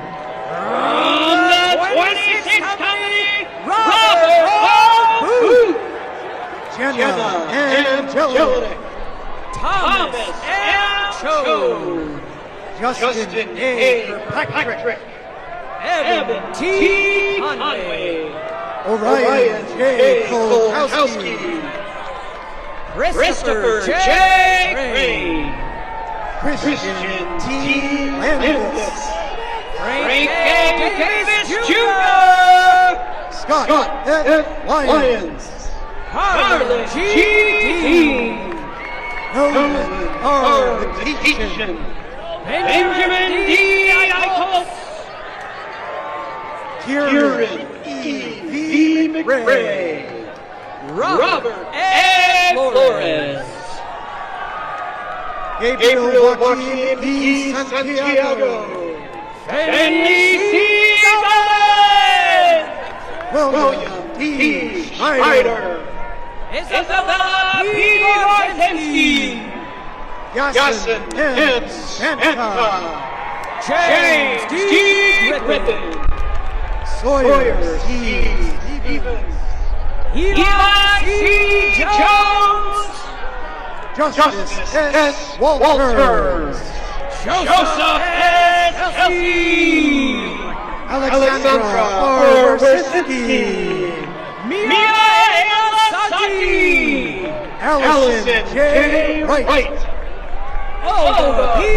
Lopez, Ashley Yee, Maggie Mahoney, Patrick C. Wismack, Ezekiel Sima from the 27th Company, Shammy E. Bass, Connor M. Malinowski, T. Cohen Ruder, Harrison J. Morrow, Zachary M. Kluger, David M. Niski, Savannah I. Muska, Samuel Robert, Quinn M. Gonzalez, Madison L. O'Donnell, Bianca M. Harris, Alfonso D. Puma, Caroline A. Irwin, Brian S. Strickland, Caitlin S. Johnston, Kelly J. Sullivan, Mallory F. Jordan, Ty M. Webb, Kevin K. George E. Wright, Jack W. Lang, from the 28th Company, Ivan D. O'Keefe, Bradley A. Leibel, Jack P. Albrecht, Mia S. Machado, Peter J. Ashes, Teron E. Madison, Grant M. Marcuska, Indiana M. Mitsunaga, Thomas A. Irwin, Abigail B. Palea, Nolan Hildy, Cole E. Petrusha, Matthew M. Dunn, Tanner G. Russell, David M. Hickson, Webb Salah, Rachel Wong,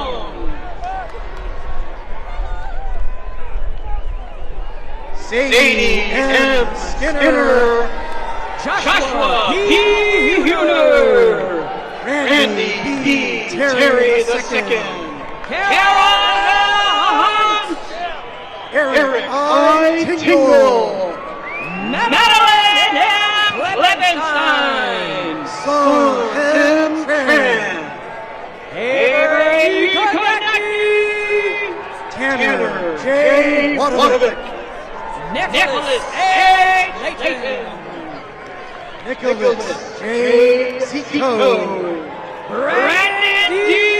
Lee, from the 29th Company, Aiden S. Aguilar, Michelle and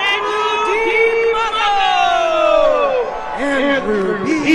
Bailey, Madeline A. Myers, Sydney G. Bear, Jason Q. Ryan K. Bradford, Mary C. Root, Connor J. Green, Catherine L. Ryan, Andrew J. Cabral, Sandra D. Spees, Justin T. Carl, Catherine E. Bernardo, John T. Casano Boris Jr., Matthew Wang, Richard E. Crockett III, William M. Wirt, Alexandra J. Edelman, Nicholas K. Wynick, A. J. Hinton, Andrew B. Wilkinson, Mohammed A.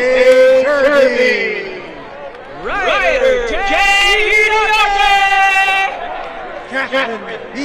Kadima, Miriam A.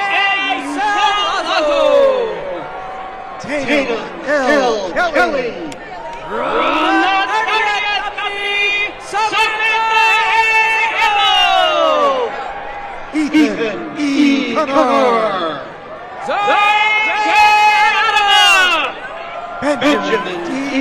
Beltran. Ian A. Aguilar. Olivia M. Lekovich. Natalie A. Bowe. Georgia P. L. Martin. Elliot A. Redford. Marissa L. Meyer. Michael A. Casas. Thomas F. Morris III. Cameron A. Palomino. Brendan P. Munnelly. Cameron T. Delay. Chelsea A. Murphy. Keyshawn J. Tolbert. Elijah A. Perry.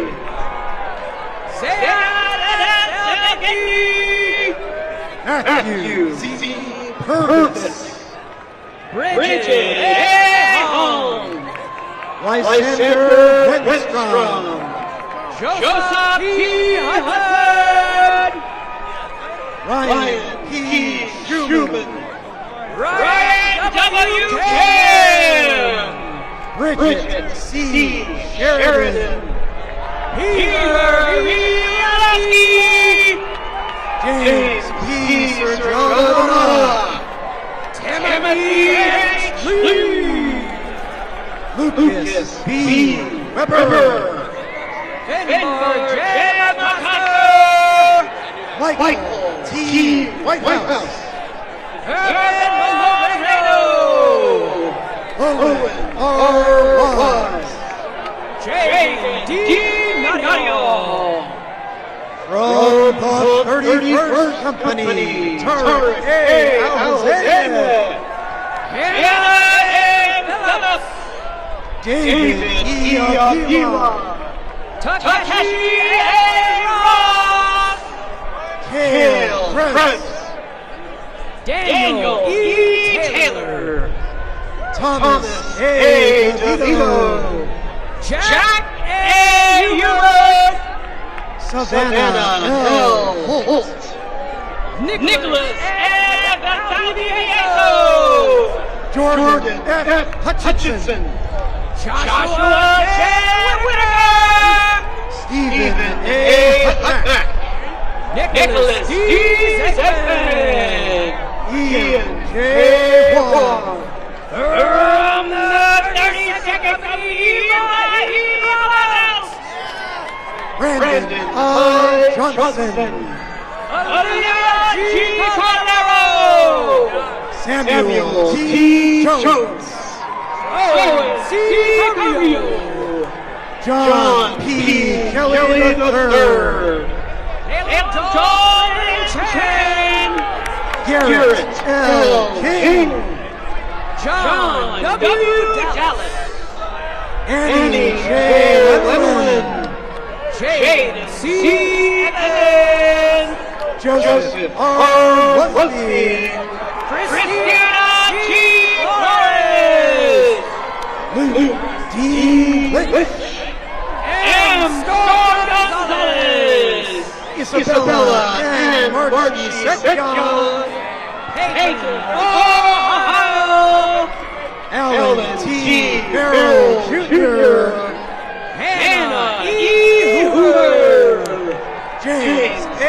Millett. Ariel M. Hudson. Robert A. Montoya. Robert J.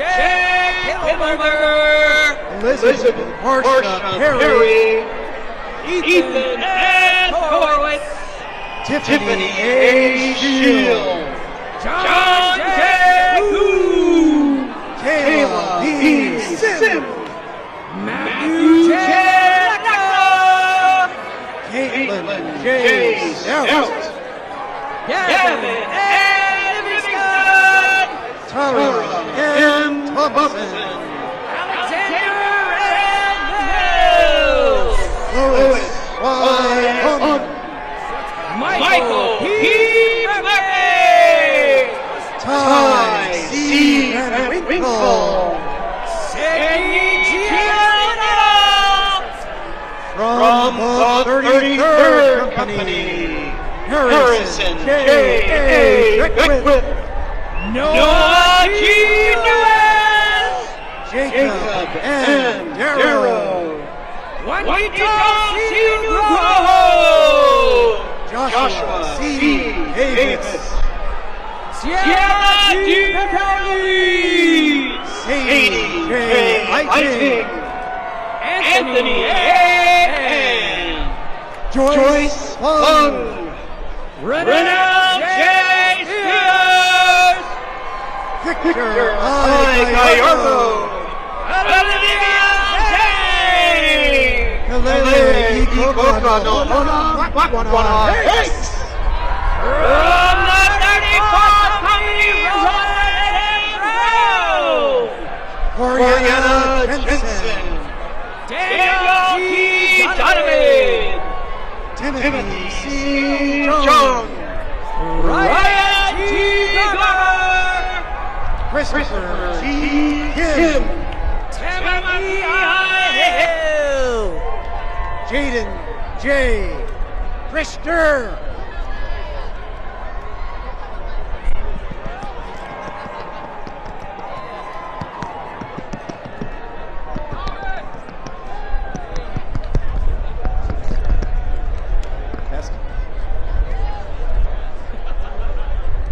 Jaden J. Christer.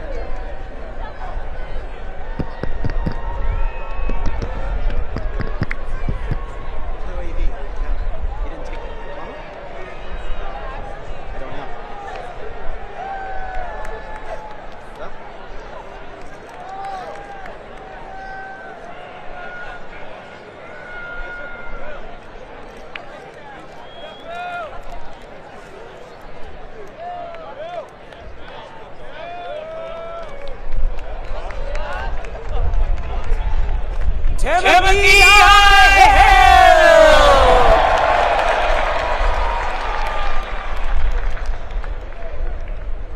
Jaden J. Christer. Robert P. Hope. Yasmin A. Latham. Ryan L. Hollenbach. Webster H. Lowe. Ryan C. Hotelli. Noah C. Mufra. Catherine A. Hassan Shah. Scott Katelin. Sangasaya Kusamo. John T. Lemke. Angela M. Santos. Savannah J. Lewis. Dylan G. Stepley. Emma M. Tate. Ethan J. Sullivan. Akshat Mehari. Lyndon A. Taylor III. George H. May. Henry C. Tolker III. Alex Malone. Luke A. Wagner. Scott A. Martinez. Mitchell John White. Jessica G. Martin. Ellie S. Wiltsey Hyatt. Sarah Rodrigo.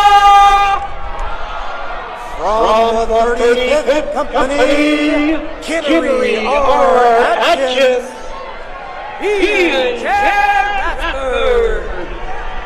Max W. Autry. Nora E. Rockland.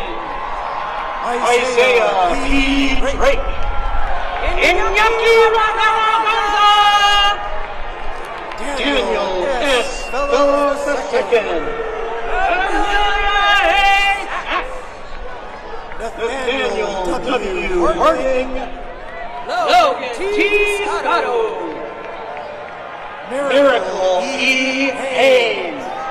Grant W. Swear. Thomas B. Joseph IV. Michael J. Uri III. Kate H. Lee. Julian J.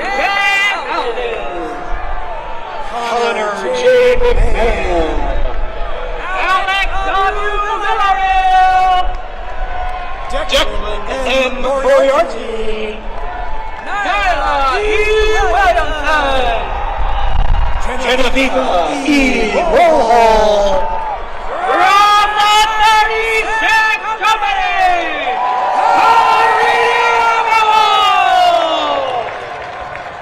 Ethan J. Nguyen, Deacon Rock, Juan S. Ortiz Perez, Ulysses E. Newton, Luke H. Hartner, Elise J.S. Kevin, Noah L. Rubiano, Jackson T. Collier, Andre G. Sykes, Michael A. Cullen, Hannah E. Sarver, Colin P. DuPont, Conrad L. Schutz, Jessica L. Miller, Stephen H. Smith, Christian T. Primark, Luke F. Sullivan, Josiah G. Glenn, Richard R. Swan II, David S. Graves, Benjamin T. Valdez, Alexis S. Hamilton, Joshua M. Walker, Alice Jacob, Harold E. Watson, Thomas B.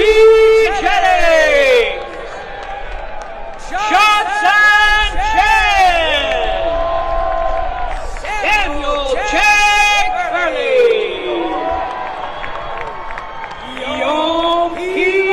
Flores, Charles R. McLaughlin, Caitlin G. McCarter, Thomas B. Noonan III, Jason B. Perez, Cameron S. Ross, and Philip G. Steen.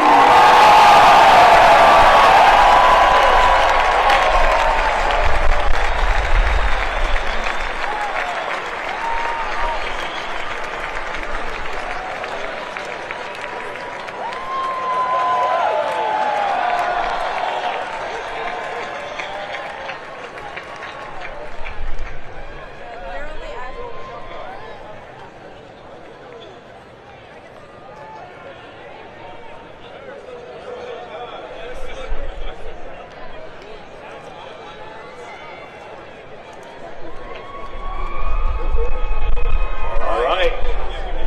You guys ready? Hey, let's see if Herb can do this right today. Enter Herb Lacey, the class president of 2025.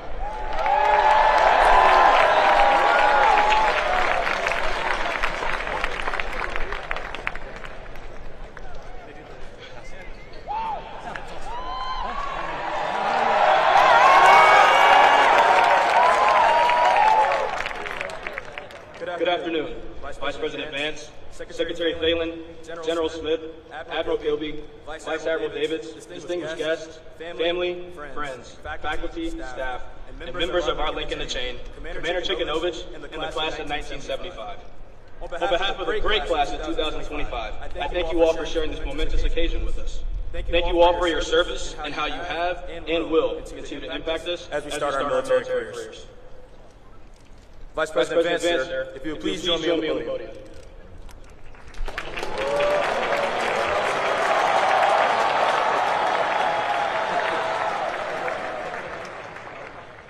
Sir, thank you for taking the time to be here with us today. We appreciate all the words you shared with us. Your insights, not only as our Vice President, but as a Marine, are significant. So we will keep them in our minds as we enter the fleet. On behalf of the class of 2025, I would like to present you with this gift.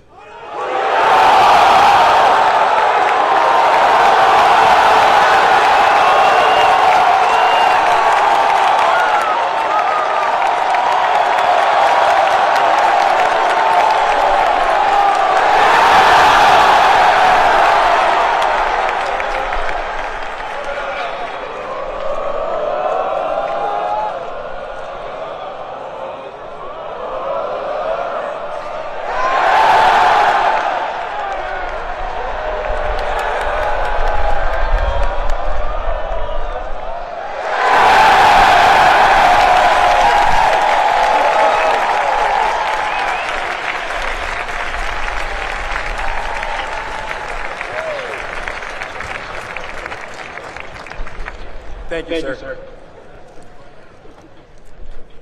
I have never in my life envied a human being who led an easy life. I have envied a great many people who led difficult lives and led them well. Former President Teddy Roosevelt.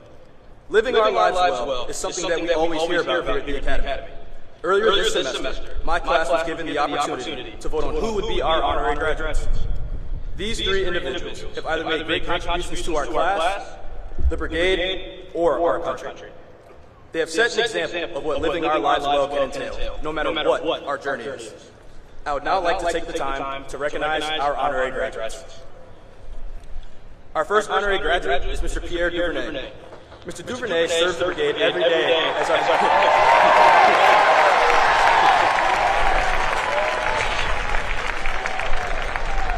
Mr. Duvernay serves the brigade every day as our fueling station manager. The fueling station is where midshipmen can supplement their diets outside of normal meal times with snacks, protein shakes, and other items that can't be found in King Hall.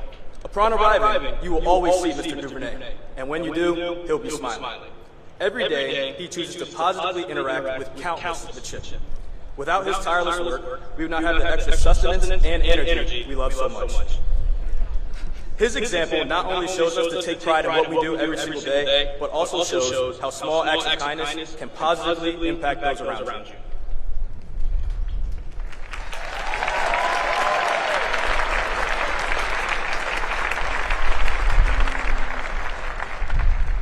Our second honorary graduate is Major Jeff Ball, a Purple Heart recipient who embodies our core value of courage.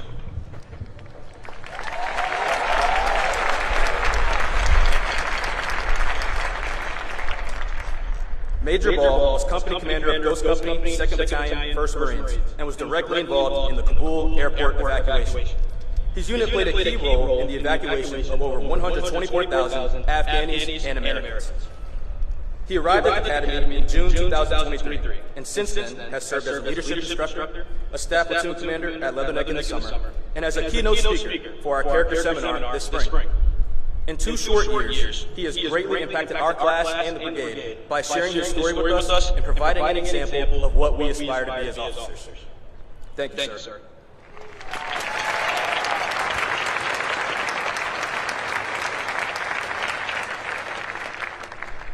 Our third honorary graduate is Ms. Sandra Duplantis and her dog, Ziggy.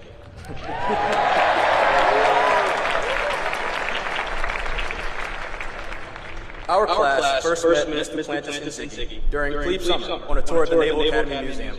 In addition to enjoying time away from our detailers, Ms. Duplantis and Ziggy at that moment provided a key morale boost to a rather monotonous and humid summer. She and Ziggy can often be seen around the yard during exam periods, plays, and important events that we have shared together as a class. Her impact goes far beyond the extensive work she does for the museum, and we are so grateful to have her here. Honorary graduates, would you please stand and be recognized? We'd like to present you each with a token of our appreciation. Unfortunately, Mr. Duvernay could not be with us, but we appreciate him nonetheless regardless. If you look to your left,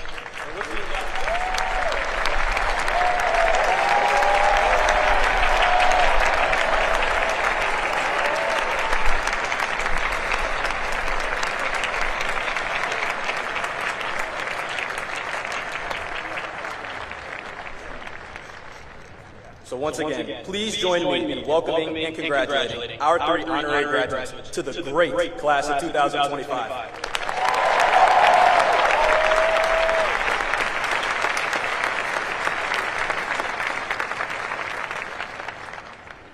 I would also like to thank everyone in this stadium for supporting us throughout our 47-month journey.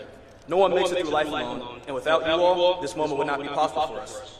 To the active duty staff, thank you for supporting and mentoring us throughout our time here. You have provided an excellent example. To the professors and educators, thank you for all the time spent on ensuring we graduated.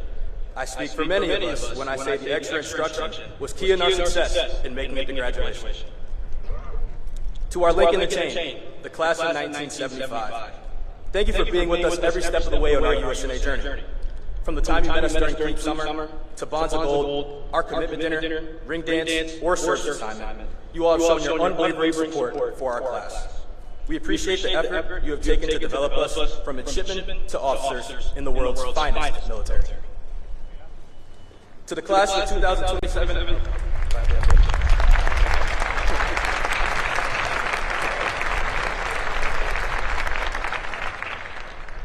to the class of 2027 and 2028, please take the time to enjoy the rest of your time here. I promise it goes faster than you think.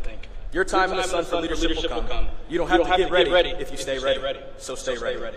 To 2026, you have the reins now. As Dr. Martin Luther King Jr. said, power without love is reckless and abusive. I'd like to think my class did a good job of taking care of you, so ensure you take care of the underclass and take care of each other. Remember, leadership can be fun, but now, peer leadership will be a new challenge for you all to develop as the leaders you want to become.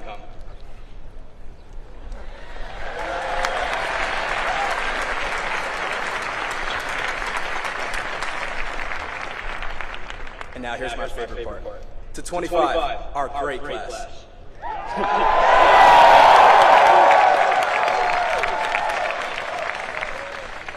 I know your families are waiting for me to finish, so I'll try to stick to my 3 Bs. Be bold, be brief, and most importantly, be gone. When I think about us, I think of 2 quotes. One, our class motto, Warrior Invictus, meaning death before defeat. And 2, a quote from former President Franklin Roosevelt. It is common sense to take a method and try it. If it fails, admit it frankly and try another. But above all, try something. From plebe summer, where we were told every challenge is an opportunity and we were to rise to it, to sitting in our seats now as future Naval Academy alumnus, we were dealt an interesting hand of cards. Our leadership didn't want our excuses. They told us to perform regardless. And that we did. From being in companies that faced a new culture due to rearranging the upper class in the brigade, to very temporary in-person PCAs, to the 36 company shift with more billets than people to fill them, and so many more challenges we could think of. You name it, the Academy tested us, and we have risen to those challenges.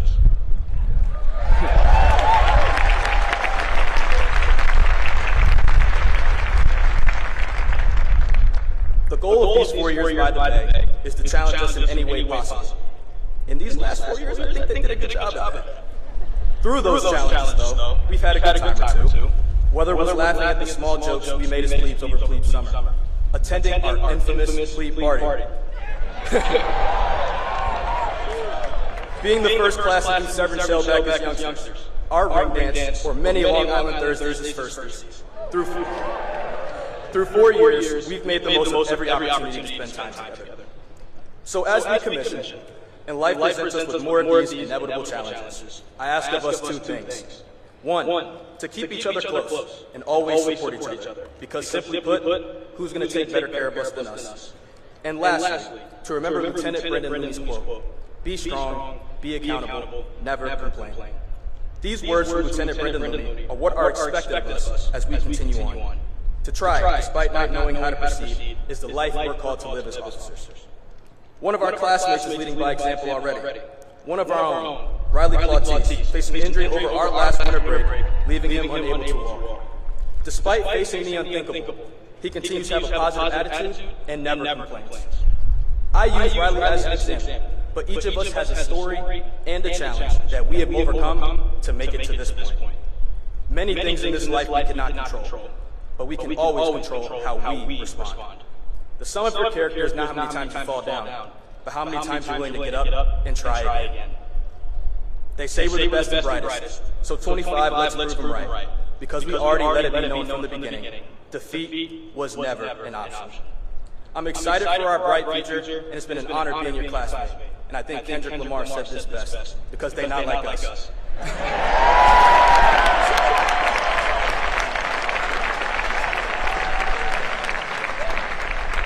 Thank you all. God bless. Prez out.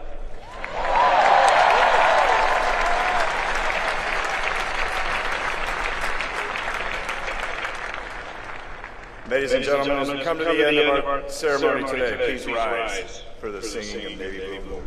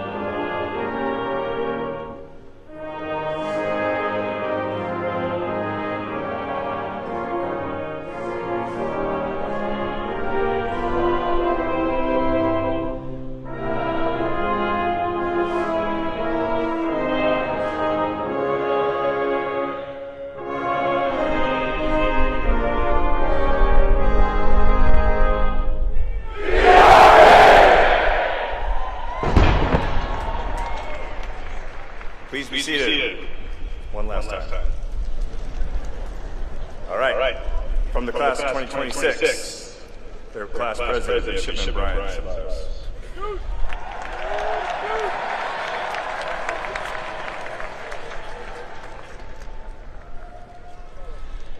Members of the class of 2026, 2027, and 2028, please rise.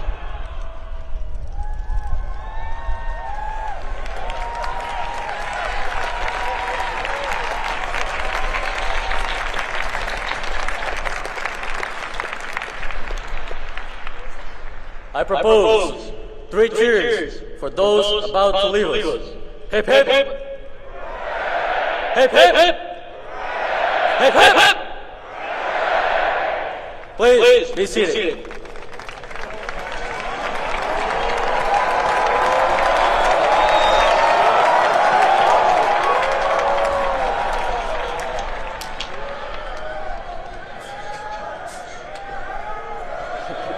Class of 2025, please rise. I propose 3 cheers for those we leave behind. Hip hip. Hip hip. Hip hip. Hip.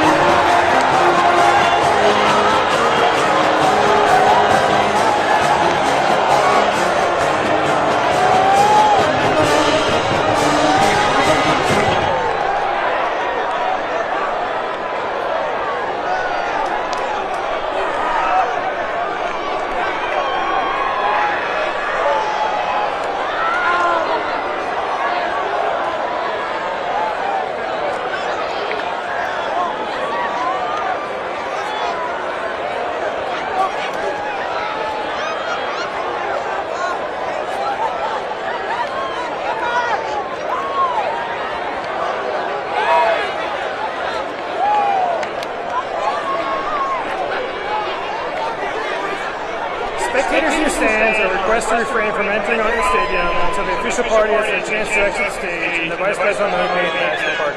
Thank you.